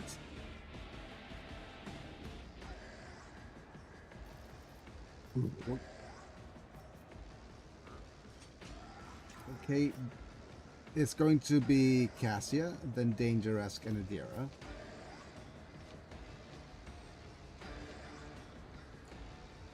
So let's try to get Cassia doing a couple of Care Bear stairs. I think immediately we have a problem with... Okay, so we have Antonius here, and Starvos, and a couple of Osavicia, Annis, Adeline, Thaddeus. So it's these guys we need to actually deal Keep with. off ghosts. Yep. Apparitions have a period. Do we have anybody in the back here? Or is it those apparitions? There's some guy up top. There are those guys moving in. Okay.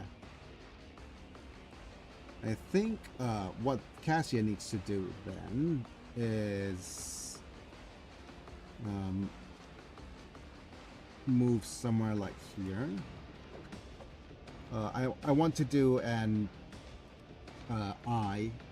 evil eye of some sort across this way, and then up top. But then we'll need to make sure that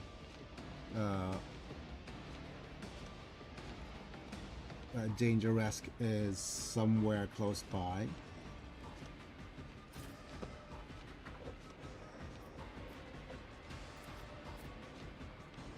Or maybe Dangerous could be here. He could move up and try to attack Thaddeus from here. Or actually, Adira could be the one attacking Thaddeus.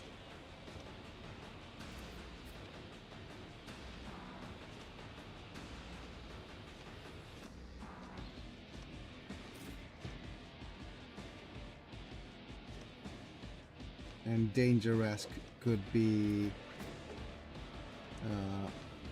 closer. Right here. Abelard, where could you be? Abelard could be this way.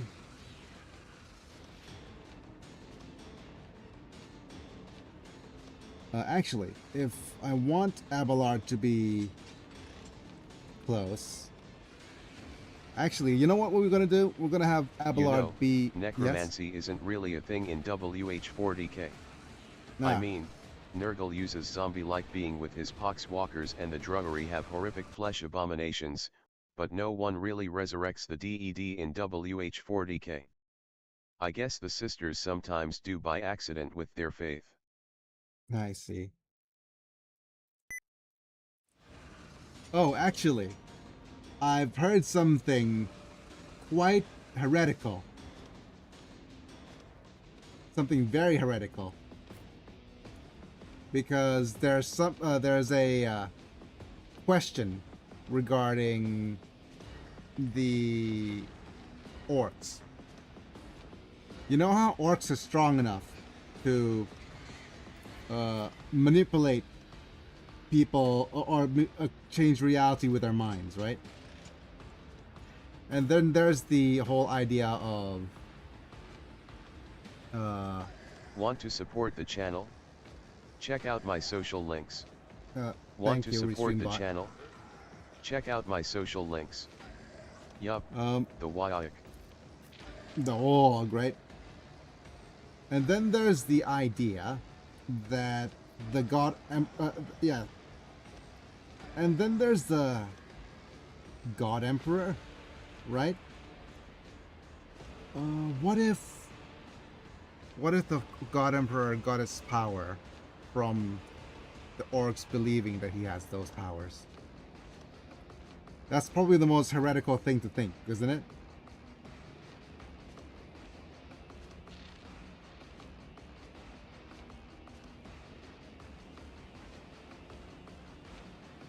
That I would be denounced for my heresy, almost assuredly.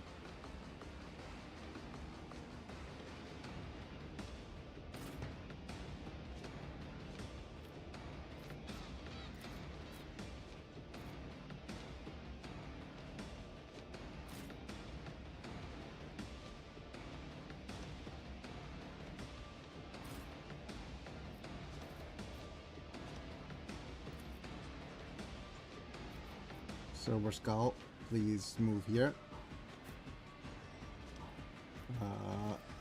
Beard, move here. That is a theory that has circulated the WH40K fandom for quite some time.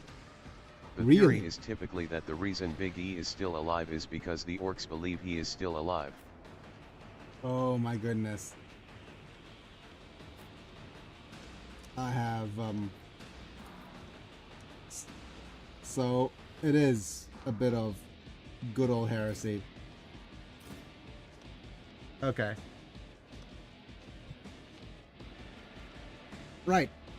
That should be everybody. Let's start the battle. Okay, so a couple of things. Let's get Cassius started with, what is this? This is kill zone stratagem. Chooses one of the combat tactics for one round. All enemies in the area are forced Hello to everyone. Is it Master Chief? Hi, Master Chief. Let's make this the back line. Make this area the front line. Isn't this a job for the serfs? Gonna make another area the rear. They hear the humans talk about the Emperor and all the big strong space marines seem to worship this Emperor fellow, so clearly this Emperor is a big and mighty being, at least, this is the thinking of the orcs. Hiya Chief.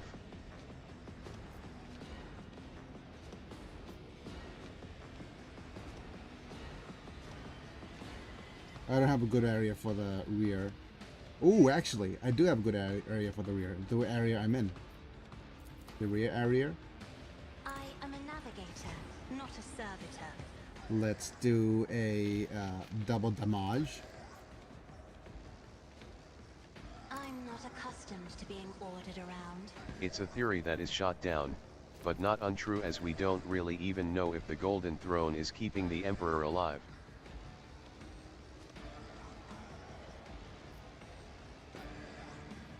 Shot through the heart, and you're to blame. Giving heresy a bad name, bad name.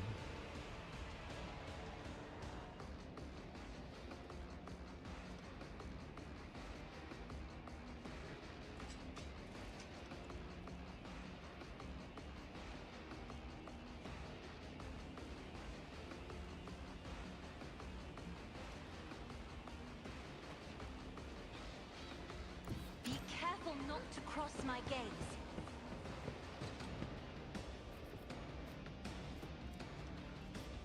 It's also the theory as to why Commissar Yerrick, or Old Bailey to the orcs, was able to live way longer than a normal human could.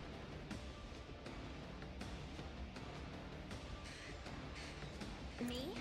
Go. If you insist, Captain. Nice little list there.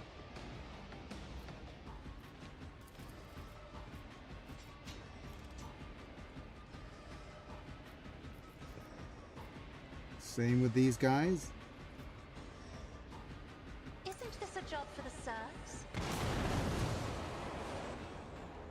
Oops, did I accidentally off the dude over here? I guess.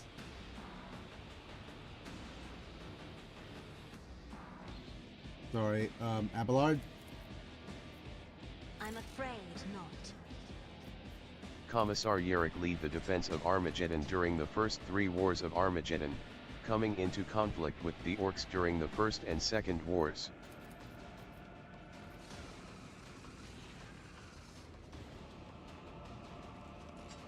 Oh my, oh me. I think I accidentally didn't grant myself extra turnsies.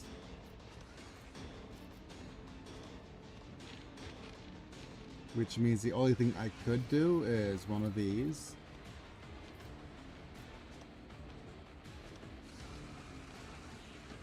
Run away.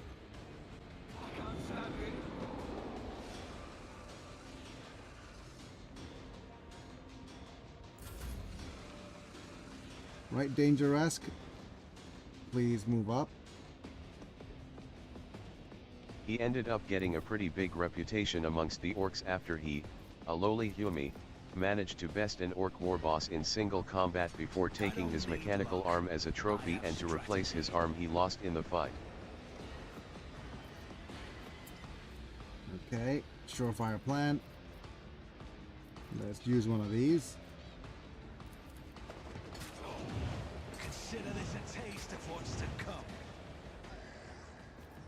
Followed by a nice swift strike. Who if not me?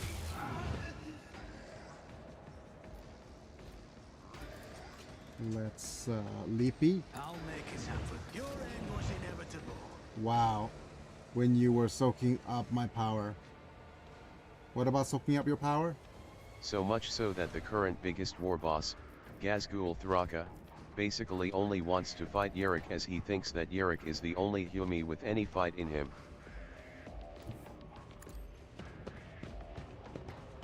And now we're gonna go this. On it. Free strike.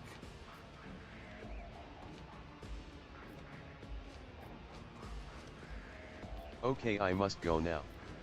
Gonna play Animal Crossing, New Horizons. It's as Bye. good as consider this a taste of Nice. what's to come. Thanks for being here, buddy. And let's do a good old See ya, Chief. acrobatic back. Excuse me. Pardon me. I'm out of here.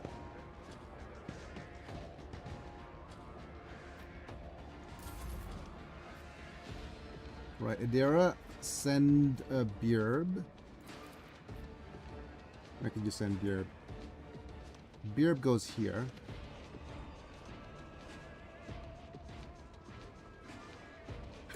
Let's see what you can do.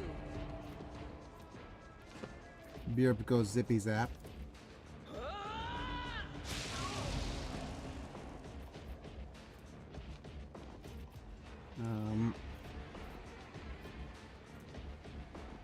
What is this, dude? Adeline, okay.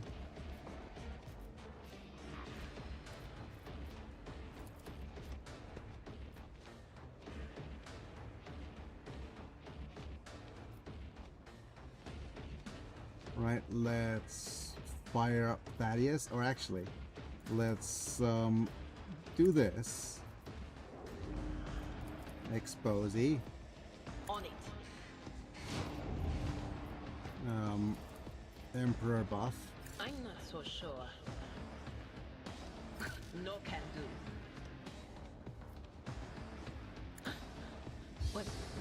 Was that you? Or Oh, I didn't actually save enough. He got his nickname Old Bale Eye from the Orcs as Yerrick has one good eye, one big red cyber eye, and has a really good hateful look. The orcs even tell rumors that Yerick can melt an orc with an angry stare.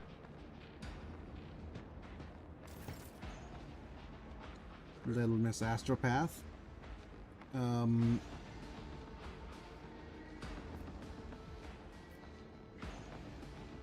move you here. Want to support the channel? Check out my social links. Want to support the channel? Check out my social links.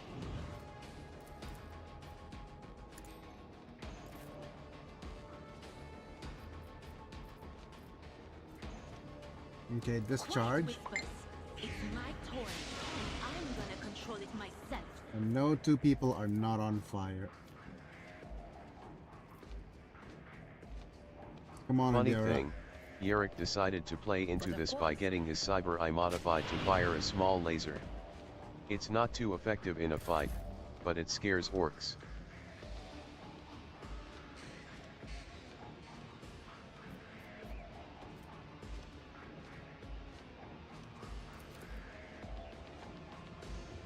Right, madam. Okay, you can't use take aim.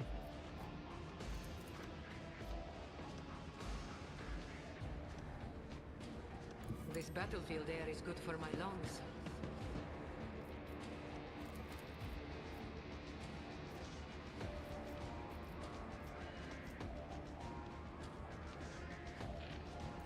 Let's go Medicaid signal. And we can relocate the little Scully dude next to It's time for them to run, my sweet. her. Very nice.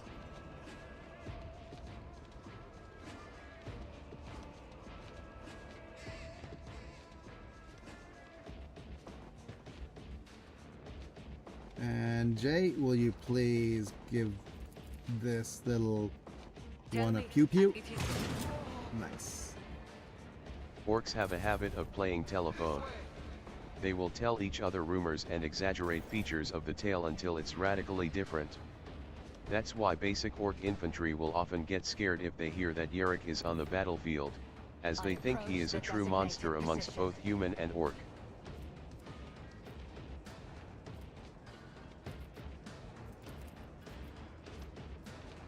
This tedium is beneath me.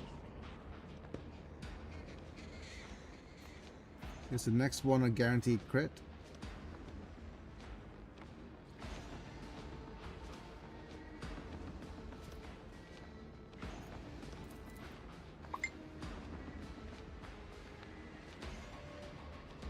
No. But let's go ahead and do I this. understand your intent. Go with the call. They then see Yerick, laugh, get cocky and think he is a regular Yumi, then lose their heads because Yerick is no pushover. This reignites the fear in the infantry once again. Alas for Yerick.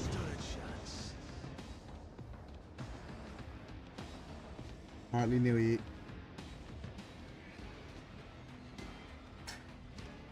And we have a new target, maybe? Anis. You can't see Anis. Savita, maybe. If it serves your cause.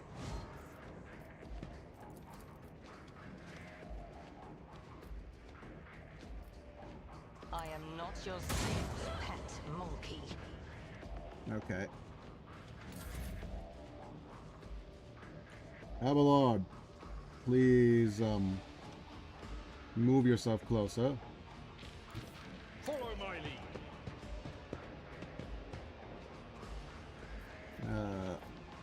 Buffs.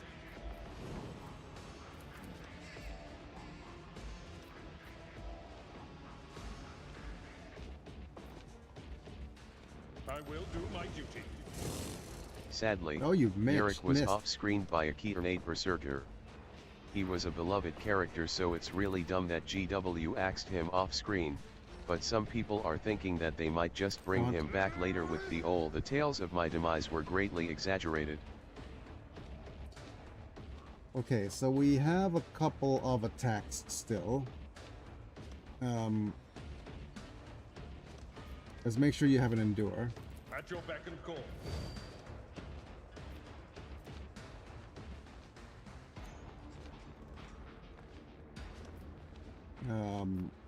How much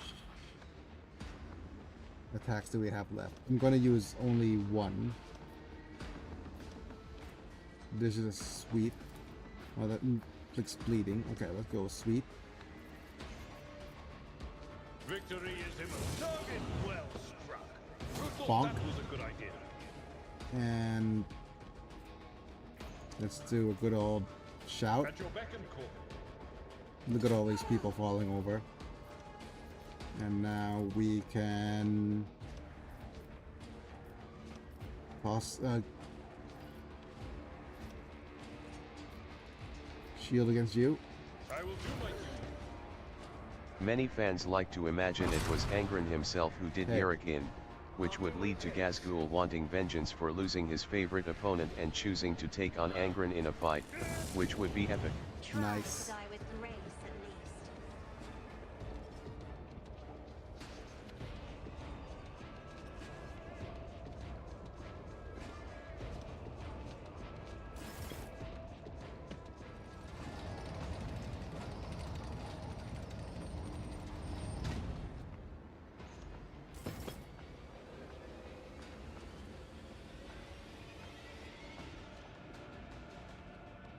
Right.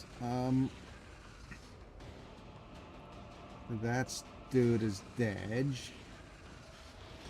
And we have some chapel guards over there. I'm gonna move you here. Angren, remind, is the Primarch of the World Eaters Chaos Space Marines. They are aligned with Kern and are frothing berserkers. Angren is a Daemon Primarch, so he is a giant raging demon monster. Raging demon?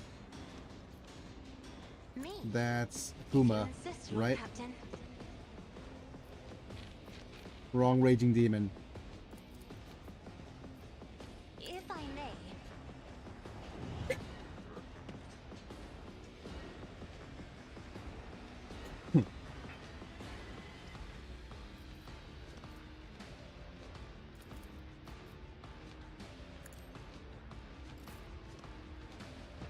Right, Abelard, I think you'll Having need to Gazgul, use... the largest orc in history and best war boss It fight, was rushed. Angren would practically be a Kaijo clash. Move you back A here. tactically sound approach. And maybe just a... can I taunt from back here? No, just an endure. At your beck and call. While Well, we go... I guess the beast was larger than Gazgul, but the beast is Rip and his books suck, so no one cares. I'm not accustomed to Let's do that.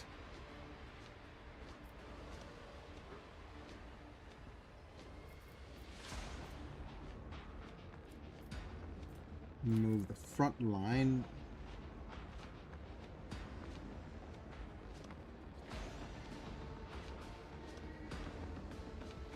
Over where? Over here. I am a navigator, not a servitor.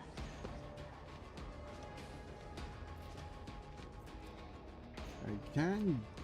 Oh, these guys are behind cover. I don't think I can reach these guys with my evil eye, no.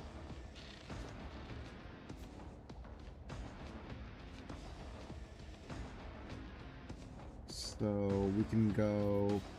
Hey, move closer.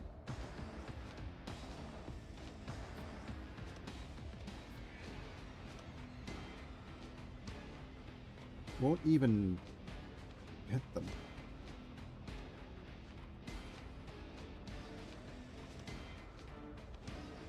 Why can't I use any of these anymore?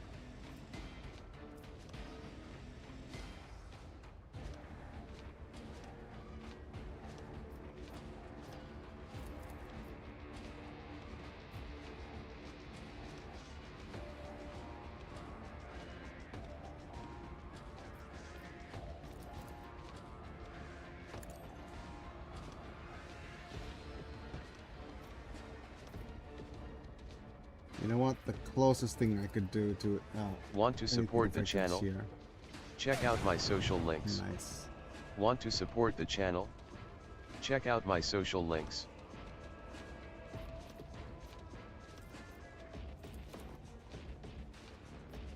Isn't this a job for the serfs? No, stay still. Oh, Dangeresque, I think you have a decent leap.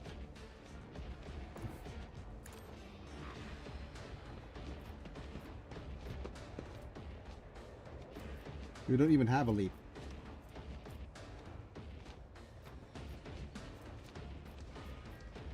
Who if not me?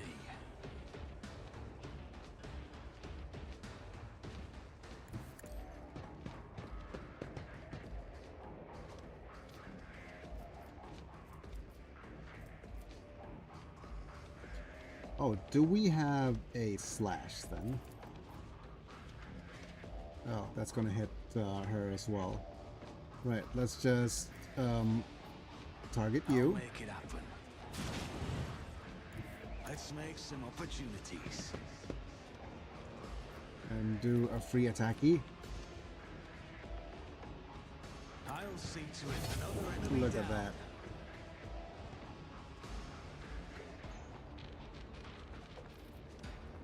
Let's go. Hey, On it.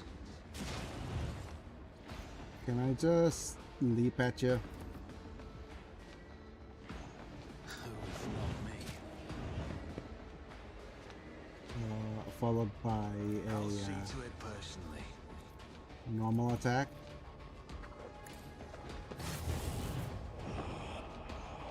Look at yourself. What has you become? Pathetic. They say we won't be destined for greatness, but you have chosen to wallow in self-pity and lies.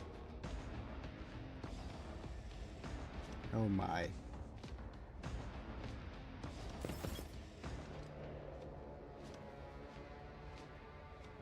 That's a different Zachary Wise. Very rude ghosts. Yep. I'm going to go do this It's first, as good as done. followed by I'll a make it happen. blade dance, blade dance. We're gonna do the blade dance, yeah. Defense is a good offense.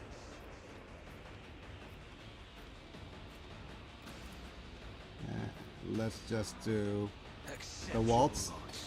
Oh. Oh dear.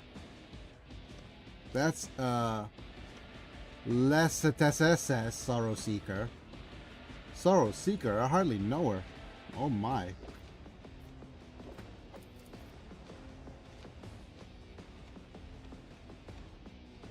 On it.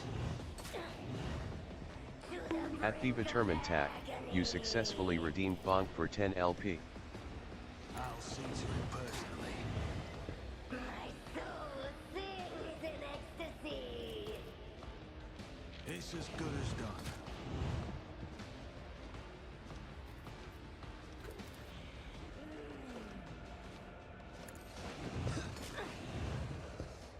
Are you out of leaps? Unsatisfied? Okay, I'll just head back. Not me. Oh no, Just the trace my Damonette steps. is enjoying it. Executed.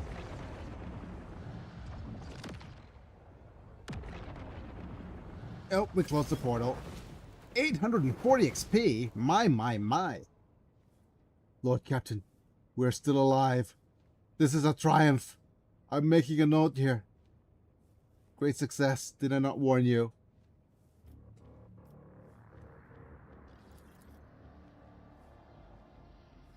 Yet we escaped disaster. We did not take our souls, and there are far fewer casualties this time. Sorry, one of the casualties was actually exacted by me when I used my evil eye. Master Harriman's assistance was instrumental. Your lordship, he was able to not only protect my mortal body, but also to skillfully blend the timbre of the psionic sound into the harmony of the chorale. I regret that he was not at my side for the last rite. And who was the throne's... What in the throne's name just happened? into that the shape of an old man and attacked. Yeah, that thing took the shape of an old man and attacked me. I did not know what it is, but it is neither human nor a psyker. Something else. Its powers is foreign to the medical to me, like a shadow that obscures the shrine of the Imperium's chaotic energies. I was unable to read the abomination's thoughts, and it seemed to find me no less strange than how strange it was to me. Then it attacked for any strangeness is a threat. It had clearly been warned that we would be performing a dangerous ritual, that we would be vulnerable, so it sought to sabotage us by attacking my mind, and my mind almost got us all killed. Still managed to discover the evil we were seeking, though. No, your lordship.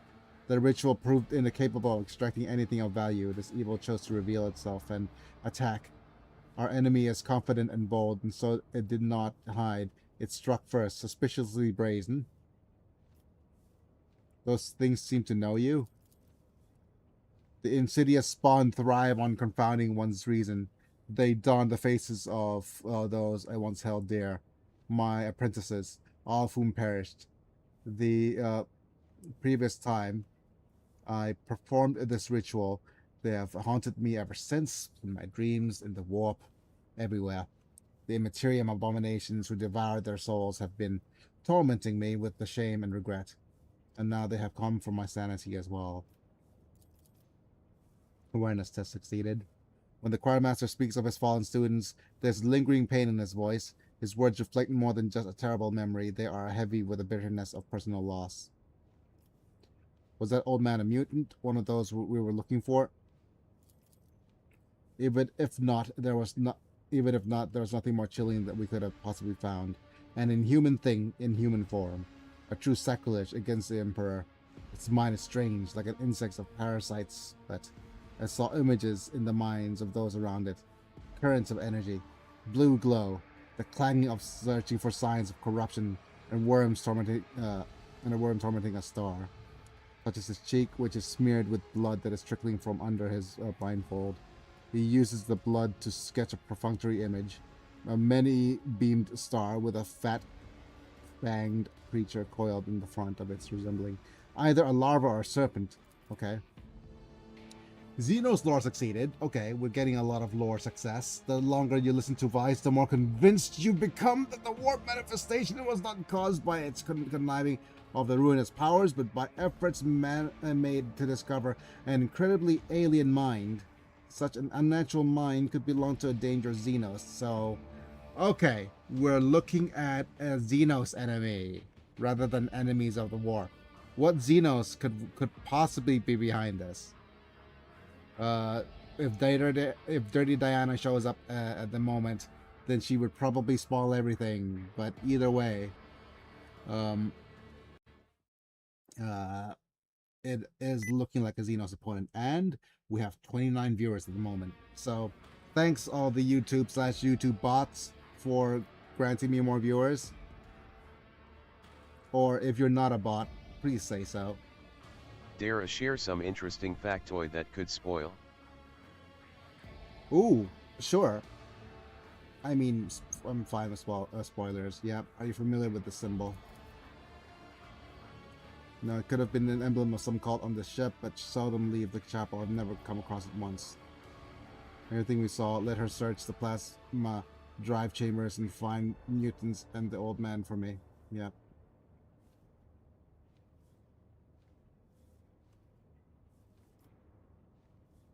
No, I'll go there myself. Who sacrificed some of the There are soundness of our non-warp minds creatures to that the are attuned Imperium. with the warp. They travel through the warp and have learned to prey on minds as well as flesh. I see. So, but they're just Xenos, right? We sacrifice some of the soundness of our minds. Imperium today. Wait. I'm reminded of a couple of things. What is it called? Yup, they are alien creatures. What are those things called? False hydras. Oh my, those are probably some of the scariest things that the people have come up with. But aside from false hydras, what are the other things that I'm reminded Want to of? support the channel? Check out my social links. Thank you, Streamlabs. Want to support the channel? Check out my social links. Sacrifice some soundness of our minds. Yep. I still cannot believe we survived this. Yeah, okay. But yeah, I was thinking false hydras and what else? Okay, immediately gone. Oh yeah, there was the going off on an ADHD tangent. I was there, I was back, and now I'm back there again. There's a YouTube Shorts guy who was saying that the whole what about the not the grim darkness, the horrors, like the like I don't think people would lose their minds necessarily by being exposed to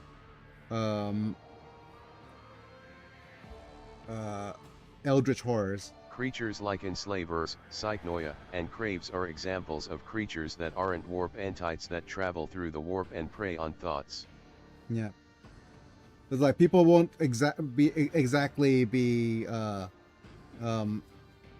people will probably be a lot more accepting of eldritch horrors than whoever, like, who was the guy who wrote eldritch stuff? Come on. Why am I always confusing him with Noel Coward? No, it's not Noel Coward. H.P. Lovecraft. H.P. Lovecraft, yes. H.P. Lovecraft was a bit of a stickler, and it's in real life, right? So he probably is. Oh no, people are gonna lose their minds. But I don't even know how Bluetooth works, and I accept that as a reality. I think being exposed to the idea of how Bluetooth works would make us go like, oh, huh, neat, right? You know, oh, there's a huge well of consciousness in the middle of the universe, or something equally scary. I was like, oh, huh. That's mind blowing, but yeah, it's not nearly already as mind blowing as a YouTube Shorts featuring one of the professors, Neil deGrasse Tyson, or that other dude who talks about the universe all the time. Yeah. All right. Zachary Wise slowly unclenches his hand, and a cloud of forest rises, revealing his Aquila. Now bound in purple psychic ice, he whispers, "The Imperium has touched it, the holy symbol of the protector of mankind. I do not know if this is a symbol of our victory over the horrors of the warp, or a trophy in flame battle, or a grim portent."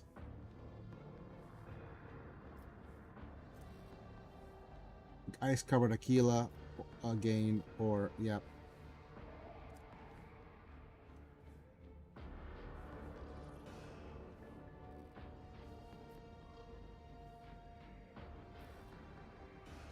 Alright, let's take it.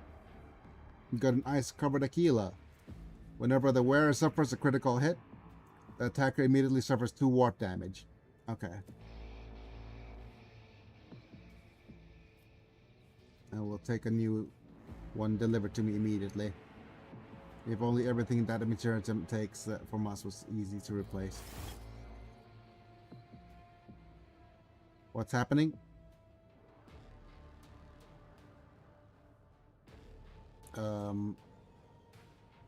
Game. Okay.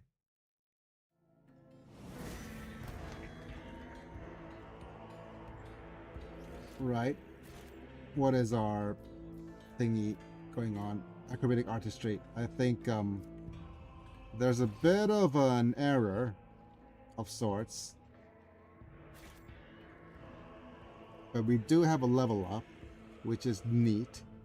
I mean, it's 800 odd experience. It's always very neat.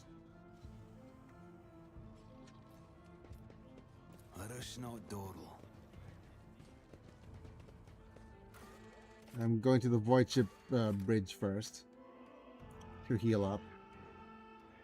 Actually, should have gone to my private quarters, not the void ship bridge.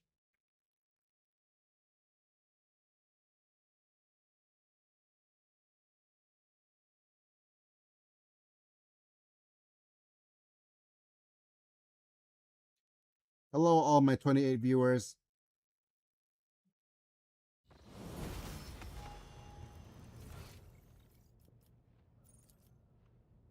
Hello, hello, hello. All you bots and whichever manner of stuff, whichever place you came from.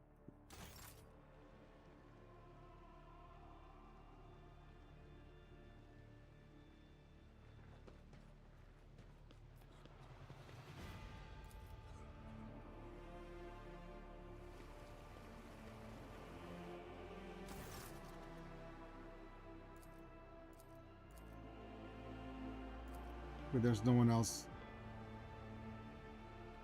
Oh, I could still call on Solomon. Ah.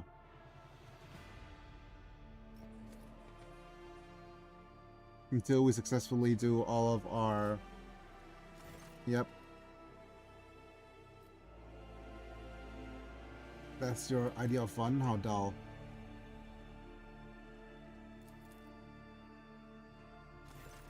Yeah, let's continue.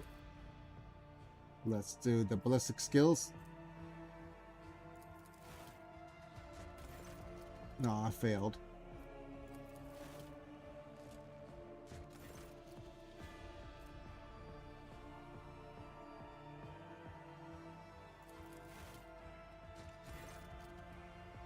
A bit of XP.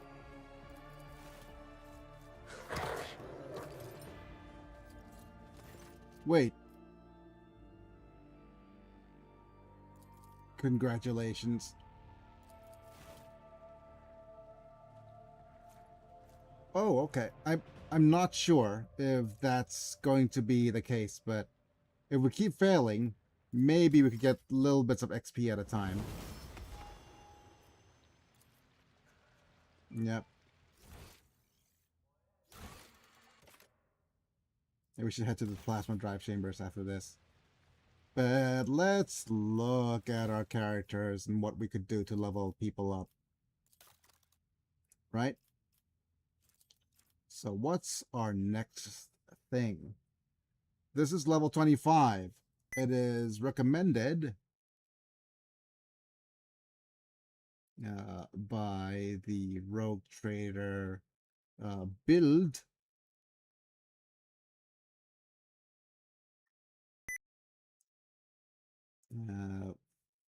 For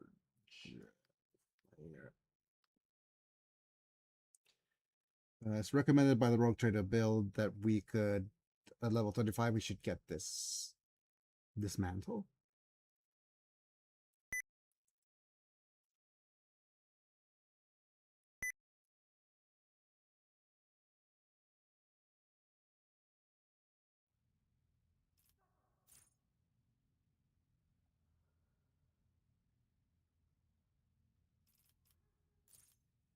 Any of the Archmilitant's area attacks, both melee and range, reduce the deflection of all the enemy hit by -2, and its armor by -7. Does not stack. All right.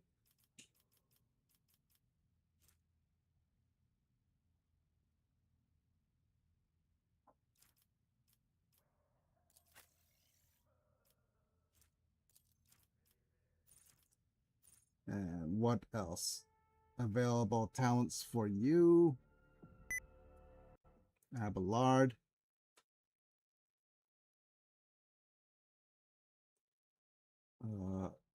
I recommend Flash Fire.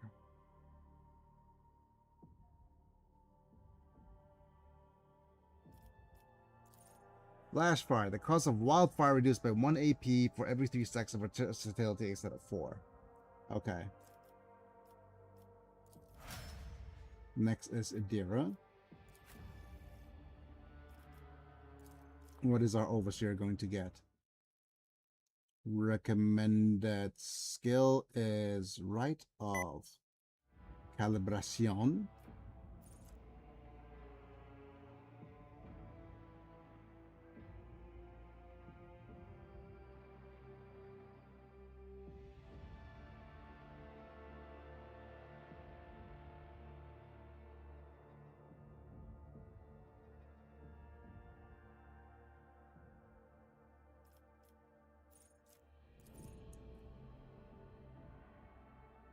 My goodness, Overseer's ability costing 1 less is just chef's kiss.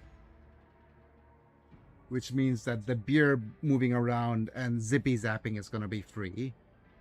As well as granting extra things is going to be free. Wow, wow, wee wow. Okay.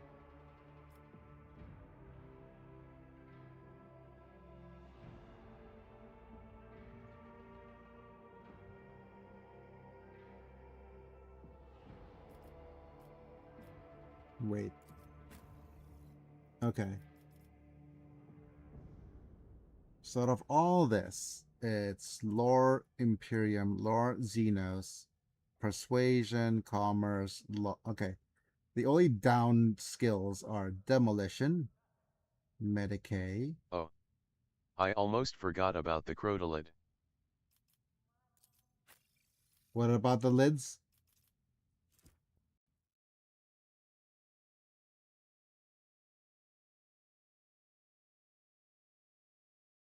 Kasha? It says ebb and They are flow, psychic crocodiles that have learned how to travel to other planets through the warp.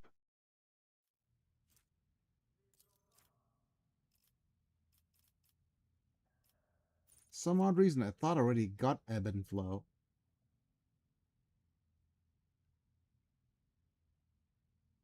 Yeah, I already got ebb and flow. So what was the... Right, mass? Because of this, they are an invasive species on many planets in the galaxy. Sphere of Time, Eye of Oblivion.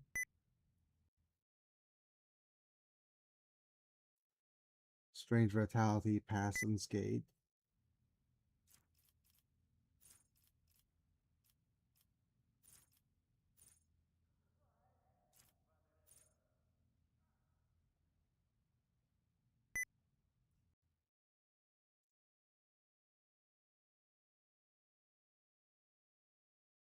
Blood Augury, Veil of Protection.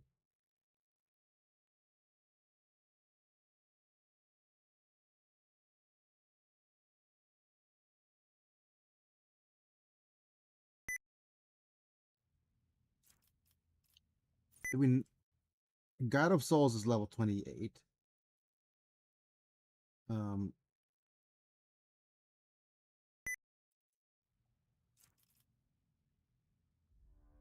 Wait, I'm just looking through if I got all accounts correctly. Lasting Impression, Mastery of Time.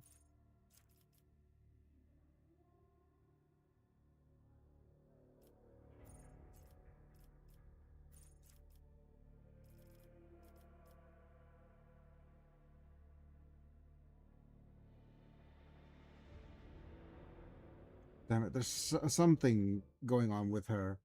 The stuff is Mastery of Time, Decisive Response, Eye of Oblivion.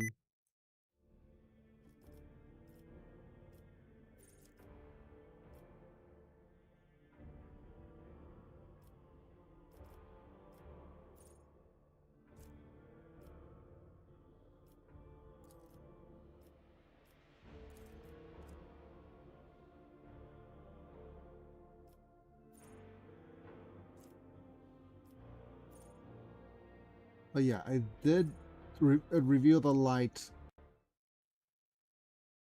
What is it? No, it's not Eye of Oblivion. I did ebb and flow elsewhere.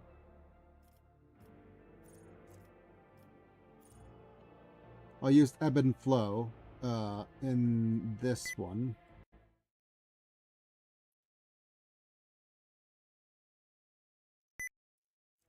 Which level is it?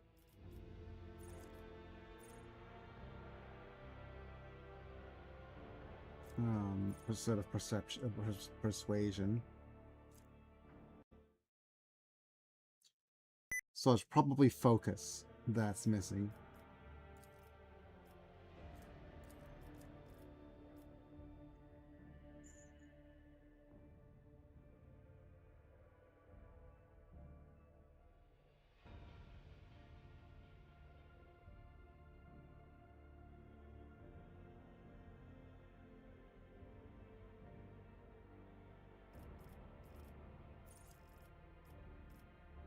Wait. What happened to focus? Or where is focus?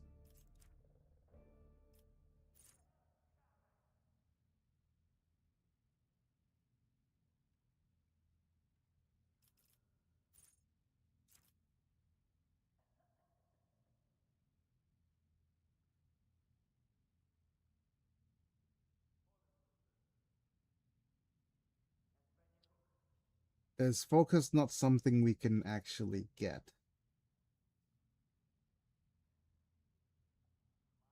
As this archetype. All right, so I'm going to go and see if I can reset her for free. All right.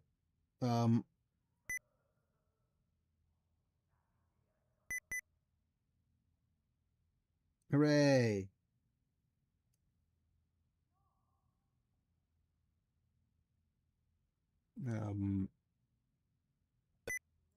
You know what? I really shouldn't show you how I cheat at this, right?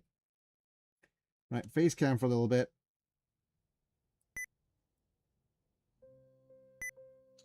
I'm just resetting her build for free.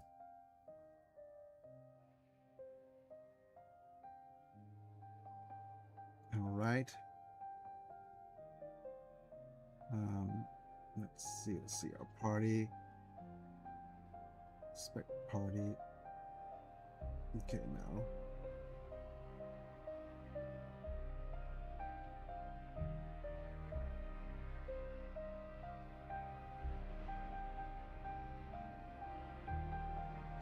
Oh, we only have one character available to respec because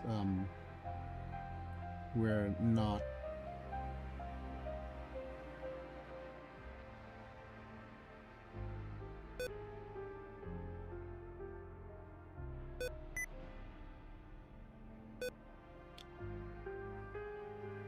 That's so weird.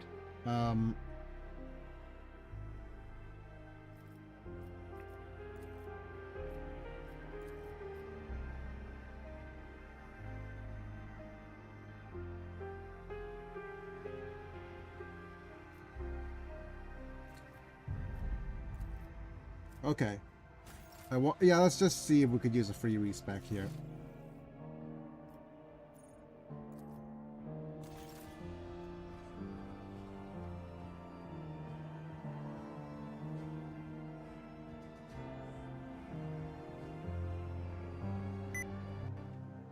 Or alternately, instead of the free respec, we could use either blood or we could go with Veil of Protection as well, maybe.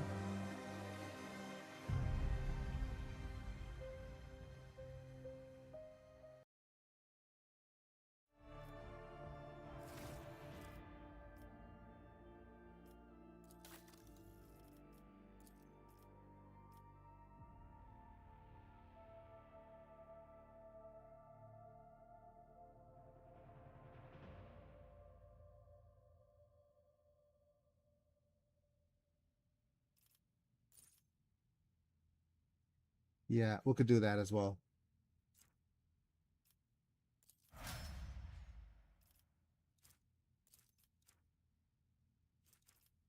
Unless we can pick focus or something.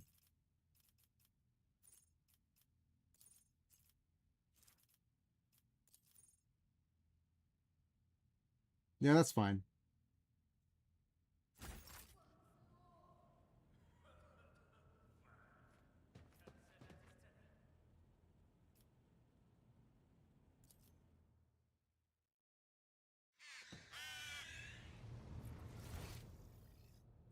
And we have what is it? More people, or more people to respec.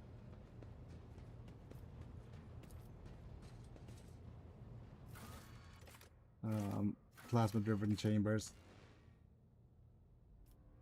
Just Irlet and J.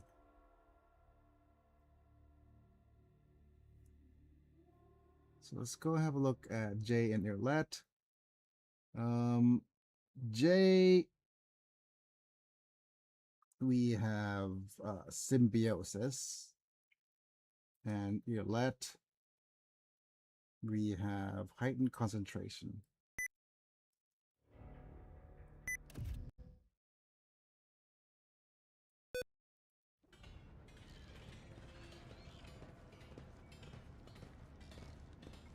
Frostbody, what kind of insinuation that they're supposed to be?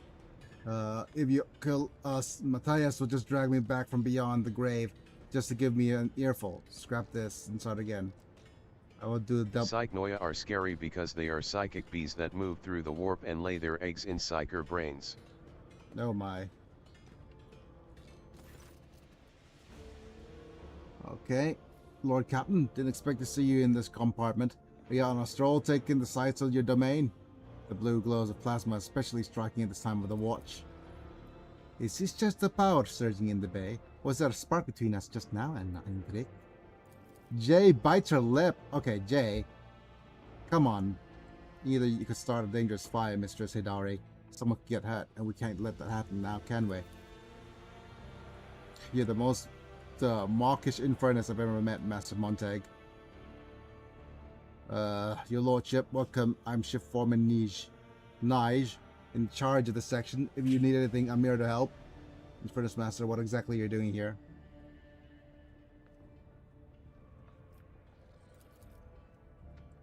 Carrying out the routine drive inspection. Regular required schedule checks to make us sure the insulation isn't weakened by the sensors. Just haven't been tampered with. Reactor isn't about to blow anytime soon, just business as usual. Oh, we got a Imperium lore test success. Strange that the senior officer is conducting the inspection alone. According to the regulations, there should be an entire squad of Inferni, and the impersonal presence of an Infernus Master is necessary only in emergencies. Heinrich, are you... Why are you really here? Come on. Found me out, have you? I'm not really here out of the, about the reactor. I heard a rumor that you'd gone to investigate the plasma drive chambers, so I thought I'd make sure everything went smoothly. Your lordship is accustomed to associating with people of your rank, or officers at their very least, but here, the place is home to voidfarers or simpler manners, whose clan's customs may be unfamiliar to you. All customs are decent ones, Master Montag. I'd rather bore myself in plasma than lay anything happen to the Lord Captain. No offense, Nige, but you can find even the people here in the bay who can give a report without turning the air blue. I'd gladly admit I was wrong. You're a good bunch. I hate to see you insult his lordship with some... Newage? Oh my. But if it's Newage, it's going to be Scottish. Yeah. Find these people in the bay who can even give a report. Okay. Some foolishness and not realize it. Okay. Thank you, Heinrich. Just keeping an eye out, your lordship. Feel free to ask Old Nige any question you have, but he knows the plasma drive chambers like the back of his hand. That's right, your lordship. If something isn't your liking, you find anything suspicious, come at me at once. But how's your face? Enforcer's baton is pretty sturdy, but not as thick as the skull of a hard-bought infernus. Have to give it to a Jocasta. Her officers earned their rations. They clobbered you good. Well, nice. Have you ever seen a symbol that looks like a serpent in front of a star? Somebody keeps dubbing it on the equipment and bulkheads. If I find the scoundrels, I'll tear their hands on, send them for civilization. It's some kind of sedition. Didn't know. If you could see one of these, let me know. We'll try to find these artists. My goodness. More hidden symbols. Yep. I've also been on it to some bulkheads, craters, doors. Just assumed it was on the mark of some small clan. Many voidsmen mark their workplaces with family symbols. Okay. Oh, it could be seen on some buckheads. Okay, so it's just could be harmless family symbols, by the way. But just want to know more about this bay. We are proud of our chambers. Power feeds the ship's main engine from here. We do important work. Working with plasma is dangerous, but we have a good crew. Not many incidents. The esteemed tech priests are satisfied with us. Machine spirits are all working as well as they should. Then Freddy didn't complain about us either. We fixed cracks of the reactors vessels on time. We fixed leaks. Ship foreman, tell me about yourself. What kind of person are you? I'm a voidsman, your lordship. Grew up in Footfall, joined the crew at 14, spent my whole life in this bay, and I've raised no family of and made no fortune, but I've climbed my way up the ranks, and I know nothing about the trade, my trade in this compartment. I'm my trade in this compartment, Lord Captain. Shift the foreman and I shall handle this without you. Okay. Okay, I must take my leave. Okay.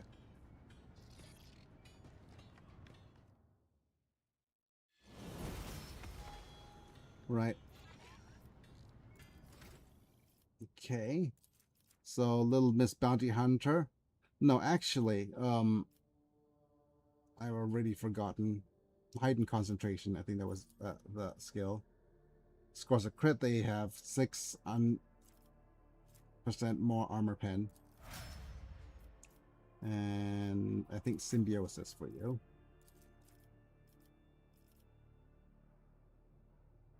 Symbiosis. Where is symbiosis? Symbiosis. When Overseer extrapolates an ability through the Cerebral Skull Storm for the first time in a round, they regain an attack, an action point.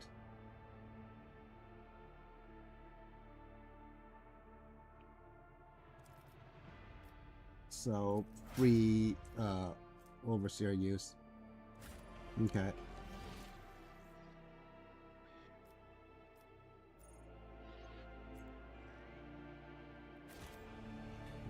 Okay.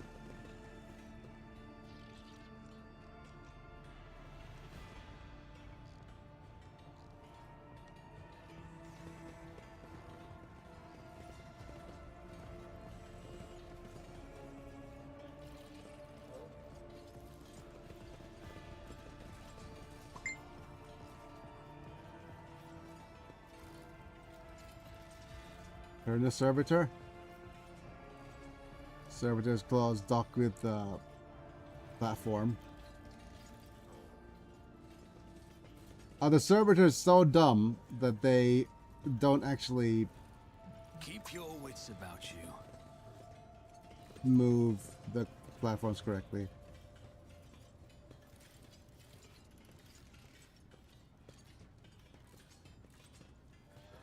Our reactor attendant. Look at the enforcers with his lordship, nasty brutes by the looks of them.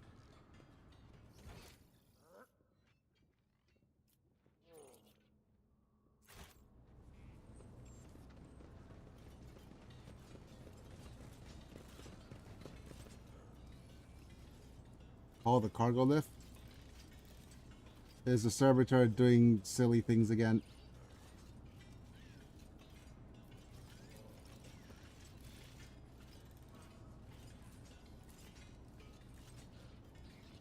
With the clanking, the sound of servitor claw docks with the merchant mechanism begins to perform the necessary manipulations. There's goods here, just not. Oh, there it is. This is servitor replacement request. Esteemed Tech Priest Deltar, this is unacceptable. For the 10th time, you've sent us the same faulty servitors. It's in over 2 weeks, and we still can't raise a lift that's stuck between our platforms and platforms 92M. All because your servitors, for the love of Thorough, decommissioned these things. You can't fix them. Respectfully, Shift Foreman Nige. Yep. It's funny the fact that it's just the servitors, not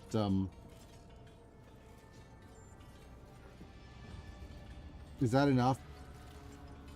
Are there more servitors to turn?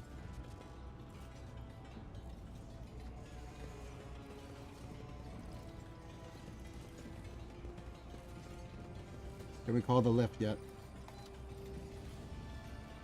No.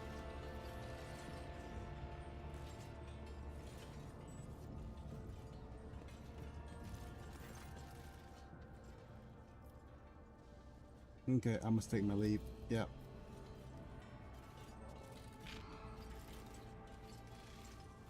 Okay, those servitors are turning the right way now, I think.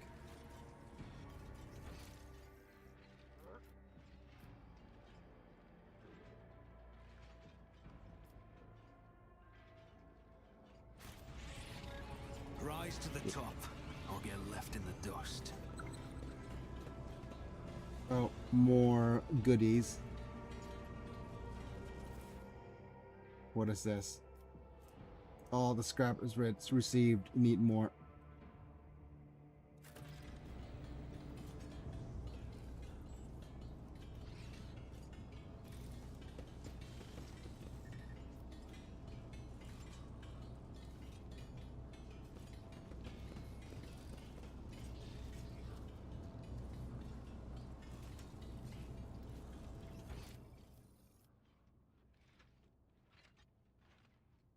Man, there's just so much stuff.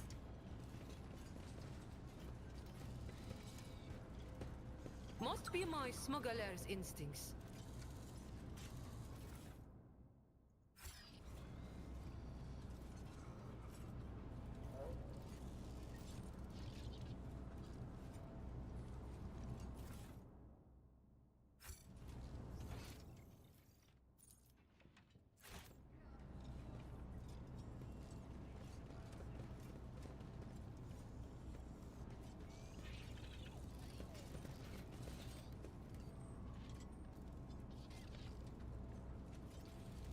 Yep, grab. What about this thing? Examine the symbol. Hold cache with the suspicious symbol. Okay.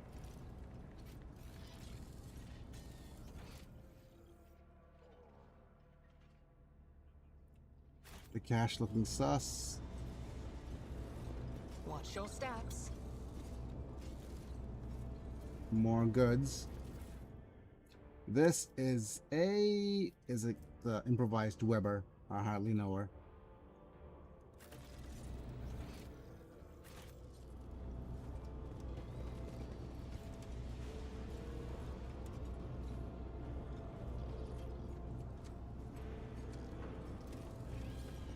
More tech priests worshipping the machines.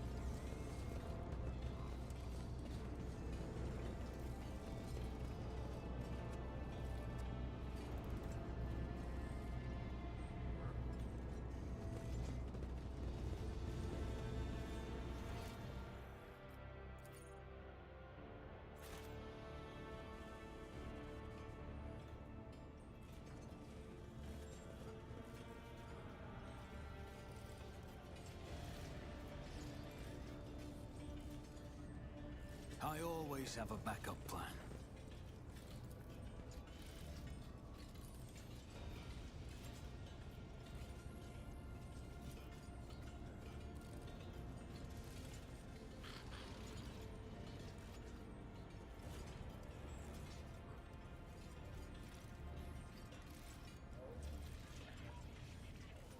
Now those three servitors aren't in place.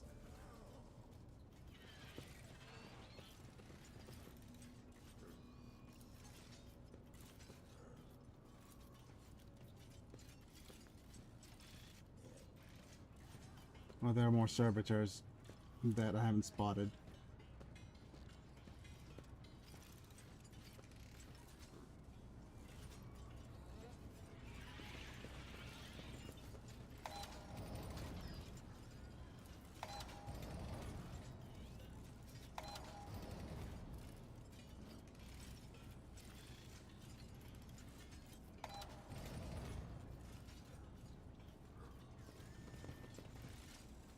always keep your eye on the price.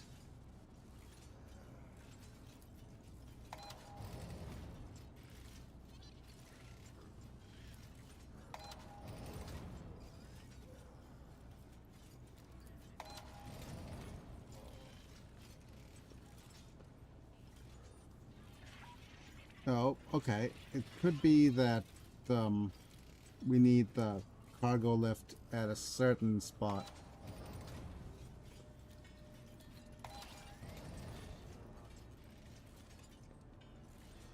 Finally. And that gave us a tonnage breacher's Aquila. Enemies within the wearer's area of attack suffers minus 6% dodge.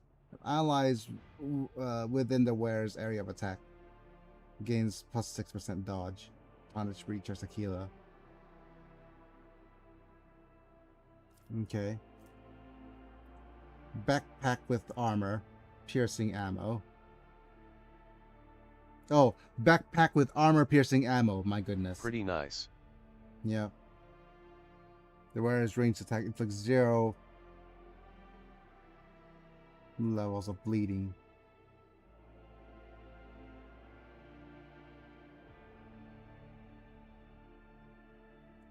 Okay. Let's look at our inventory. I'm just looking at the items. This is the single shot. Suffers slowed. Let's see at this.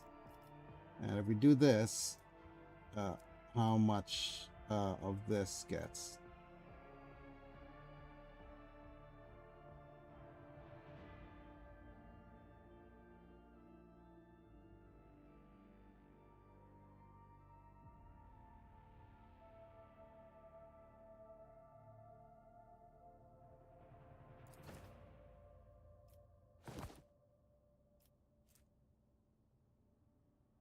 Oh, okay, 5 levels of bleeding. That's a lot of bleed.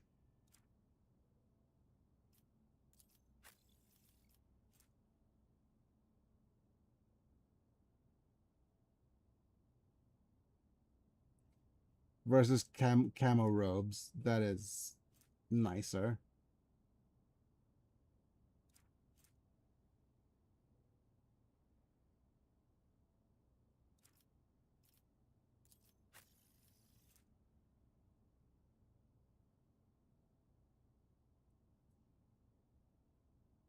Actually,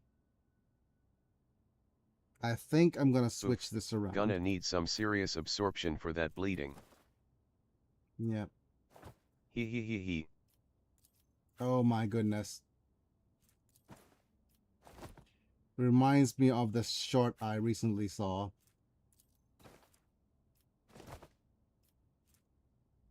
"12 levels of bleeding." Yep, this is much better on you. A recent short I saw, it was basically a lady going in the bathroom, talking to her husband and going, "Honey, could you pass me the left tampon?" And there's tampons outside labeled L and R, and it just got the husband severely confused.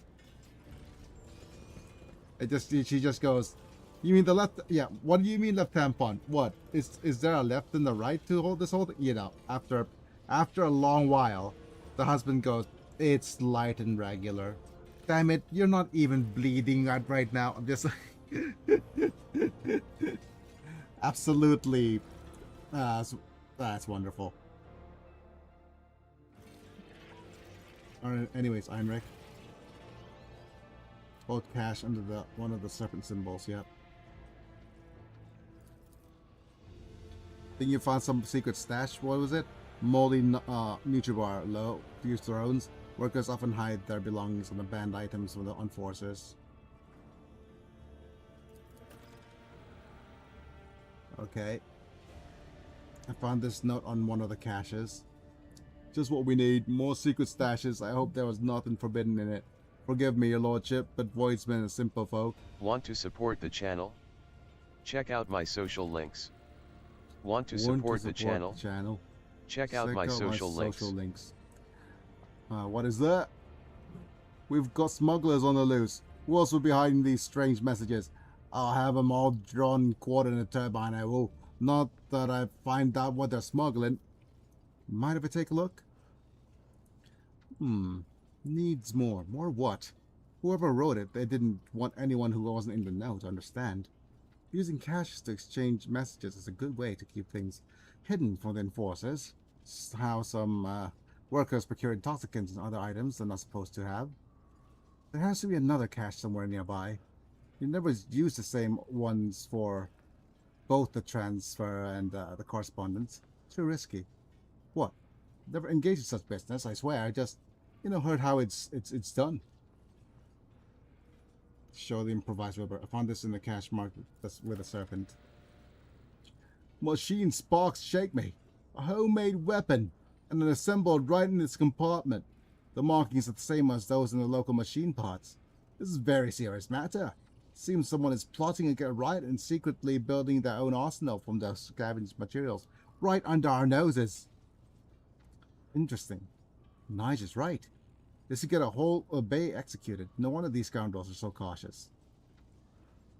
We need to find and capture whoever set these caches up and hit the weapon, right?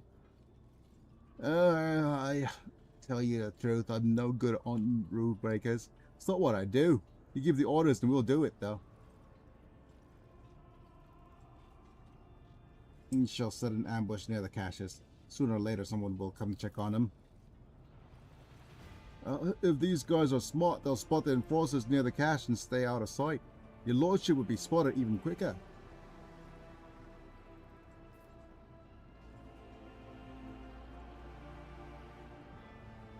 Okay. Give me a second. I am going to check the Guido. Where were we? Not Mundus Nilius. Not the Nameless Star. Which quest line was this? Okay, let's go to, guides and go to quest.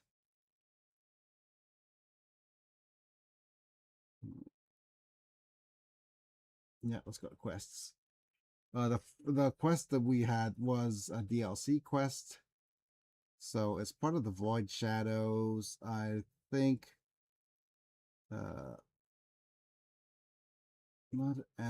Is it an engagement in the crypt? No. Yeah, we had ablutions in blood, right?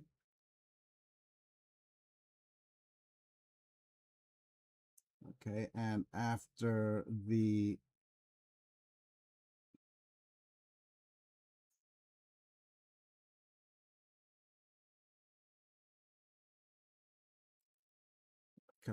okay. Right, defeating the enemies during the ritual will protect the Cry Master.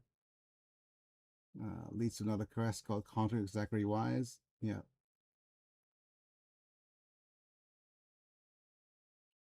After the ritual, you need to find the traces of the conspirators on the plasma drive chambers.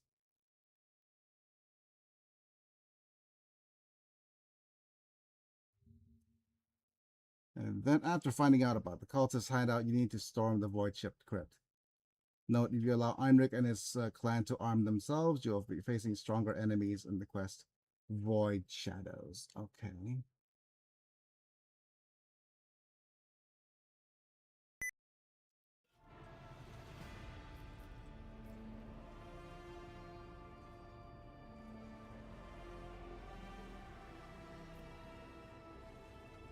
Should we have your people lie in wait? Okay. I just wish I knew who to trust with it. Yeah.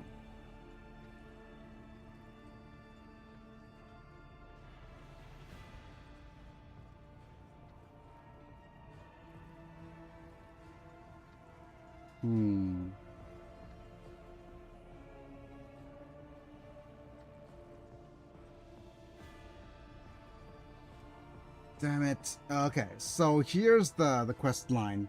If we decide to ask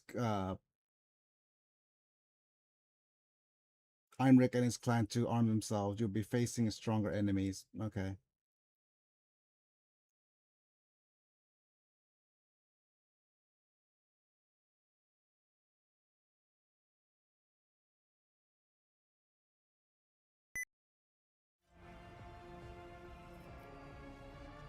Can we use the Inferni?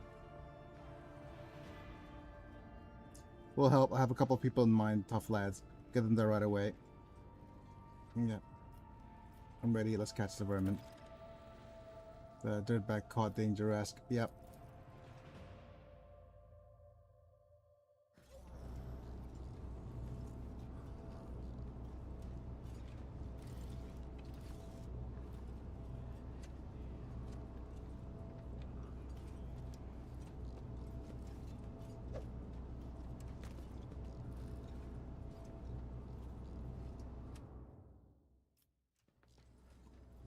Right, the man kneeling before you is an ungainly build, stubborn jaw, and a heavy gaze.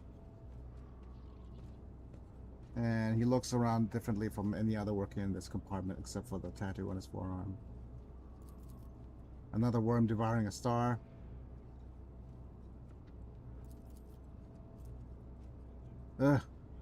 Let's do the weapons. Hand it over. What you saw, keep it to yourself. The cooperation with enforcers will be noted. Let's do us studying the prisoner. Another 12 XP. Pigment of the tattoo looks fresh, standing out starkly against the color of his skin. It's a very recent addition. You look closely and notice a pink pair of scars at the base of his neck, suspiciously reminiscent of a almost healed bite. Okay. There is a very likelihood right now that the enemy we're facing are something that bites the back of the neck, feasts upon things. One of the enemies of the warps that feasts upon memories and minds, I think. Shelf Galai, blessed Lathe Beta, the second diligence low rank worker, easily replaces no apparent signs of mutation. Any of your people harmed? Thank you, your lordship. Not a scratch on us. He's a piece of work, all right, though, but he's no fuel compartment flyer. More like a sparkling cogitator.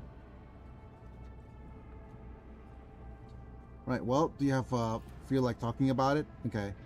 I've got nothing to say to you, you heretic. Oh my goodness. Allow me, Lord Captain, please. Or me. I'd happy to oblige.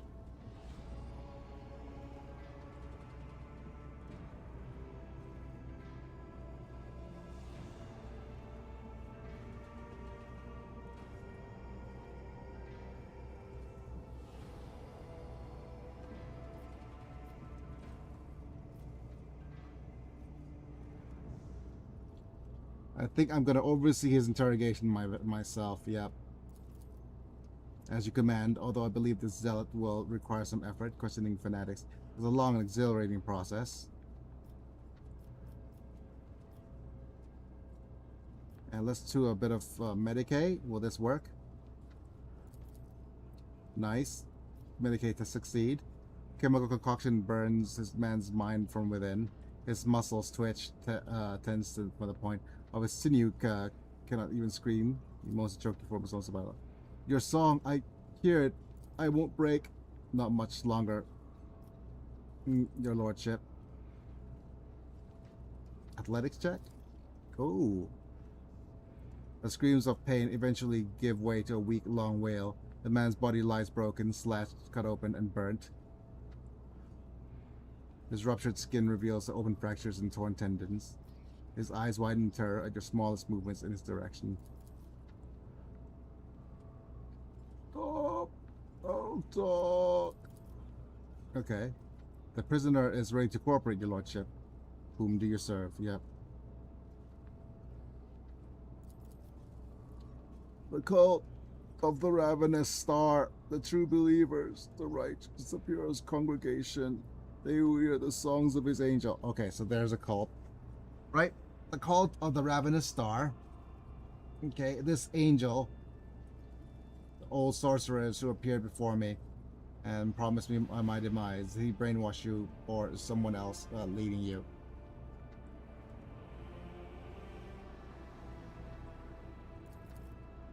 Oh, sorcerer, no, the angel is not the woeful human form.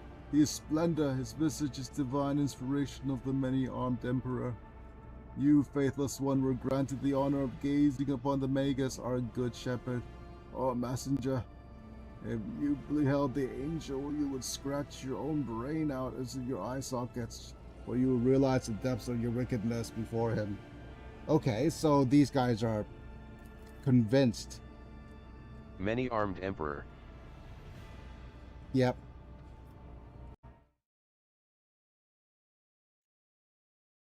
Okay, so the many-armed emperor. I think I triggered I think I triggered a triggered Manta like a friggin' whatchamacallit. It's like an agent sleep word. It like a sleeper agent waking word. Yep. But is it false Hydra territory? Blasted Lord Captain, we're dealing with an extremely dangerous Xeno cult that excels at hiding among humans. Oh no. What do you know about our enemy? Very little as per regulations. Every master at arms passes In a sense. Yep. A gene stealer cult. Ah, yikes. Oh, gene stealers. Oh boy, you've told me about gene stealers before. It's the friggin' those I remember those whatchamacallit, Zinech or whatever it's called. Not Zinech. What is it called? Those Xenoses.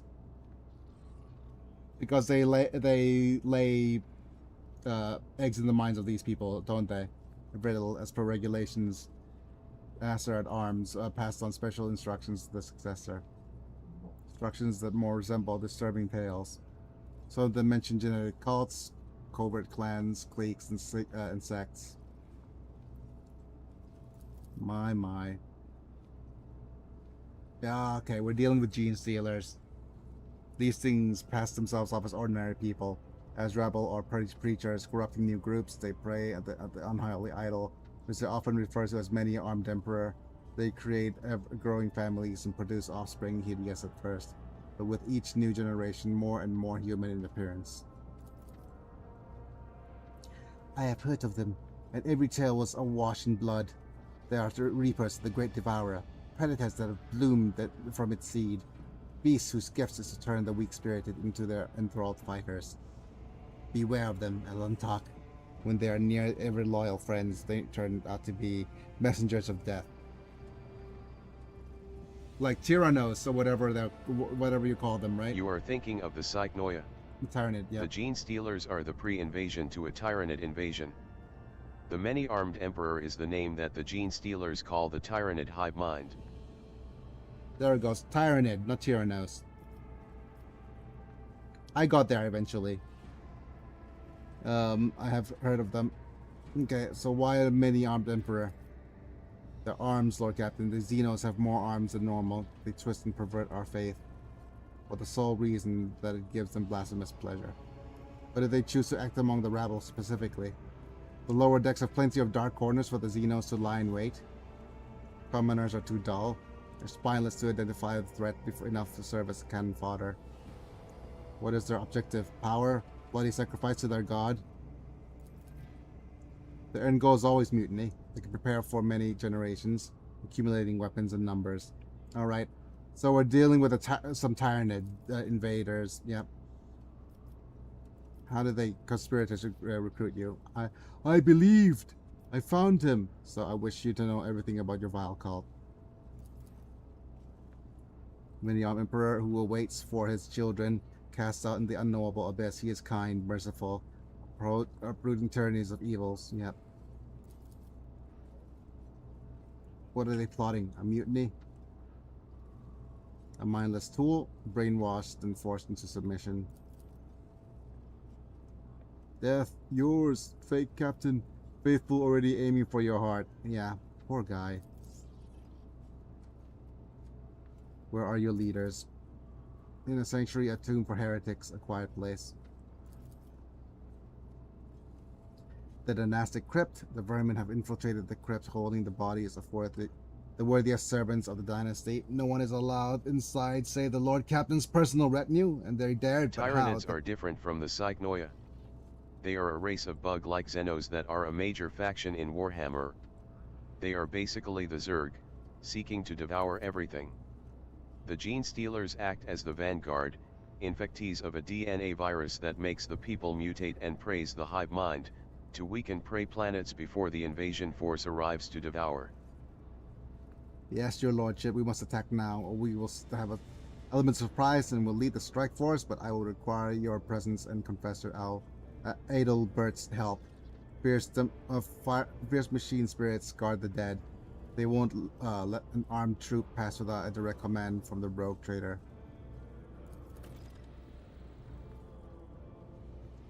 Oh, we have a heretical adherent. Such forthright deserves a reward. Give you a cage in my own quarters. You are now a personal slab of meat.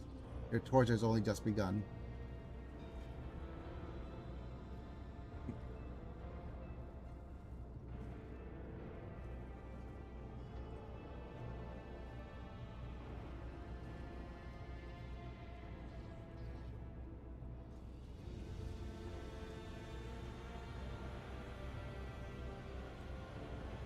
Oh, do we go for this in case yep, it will be done. In case we go for a heretical path.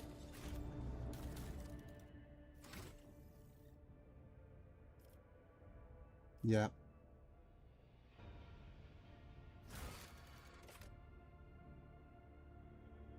Yep, or we go to the void ship crypt as well.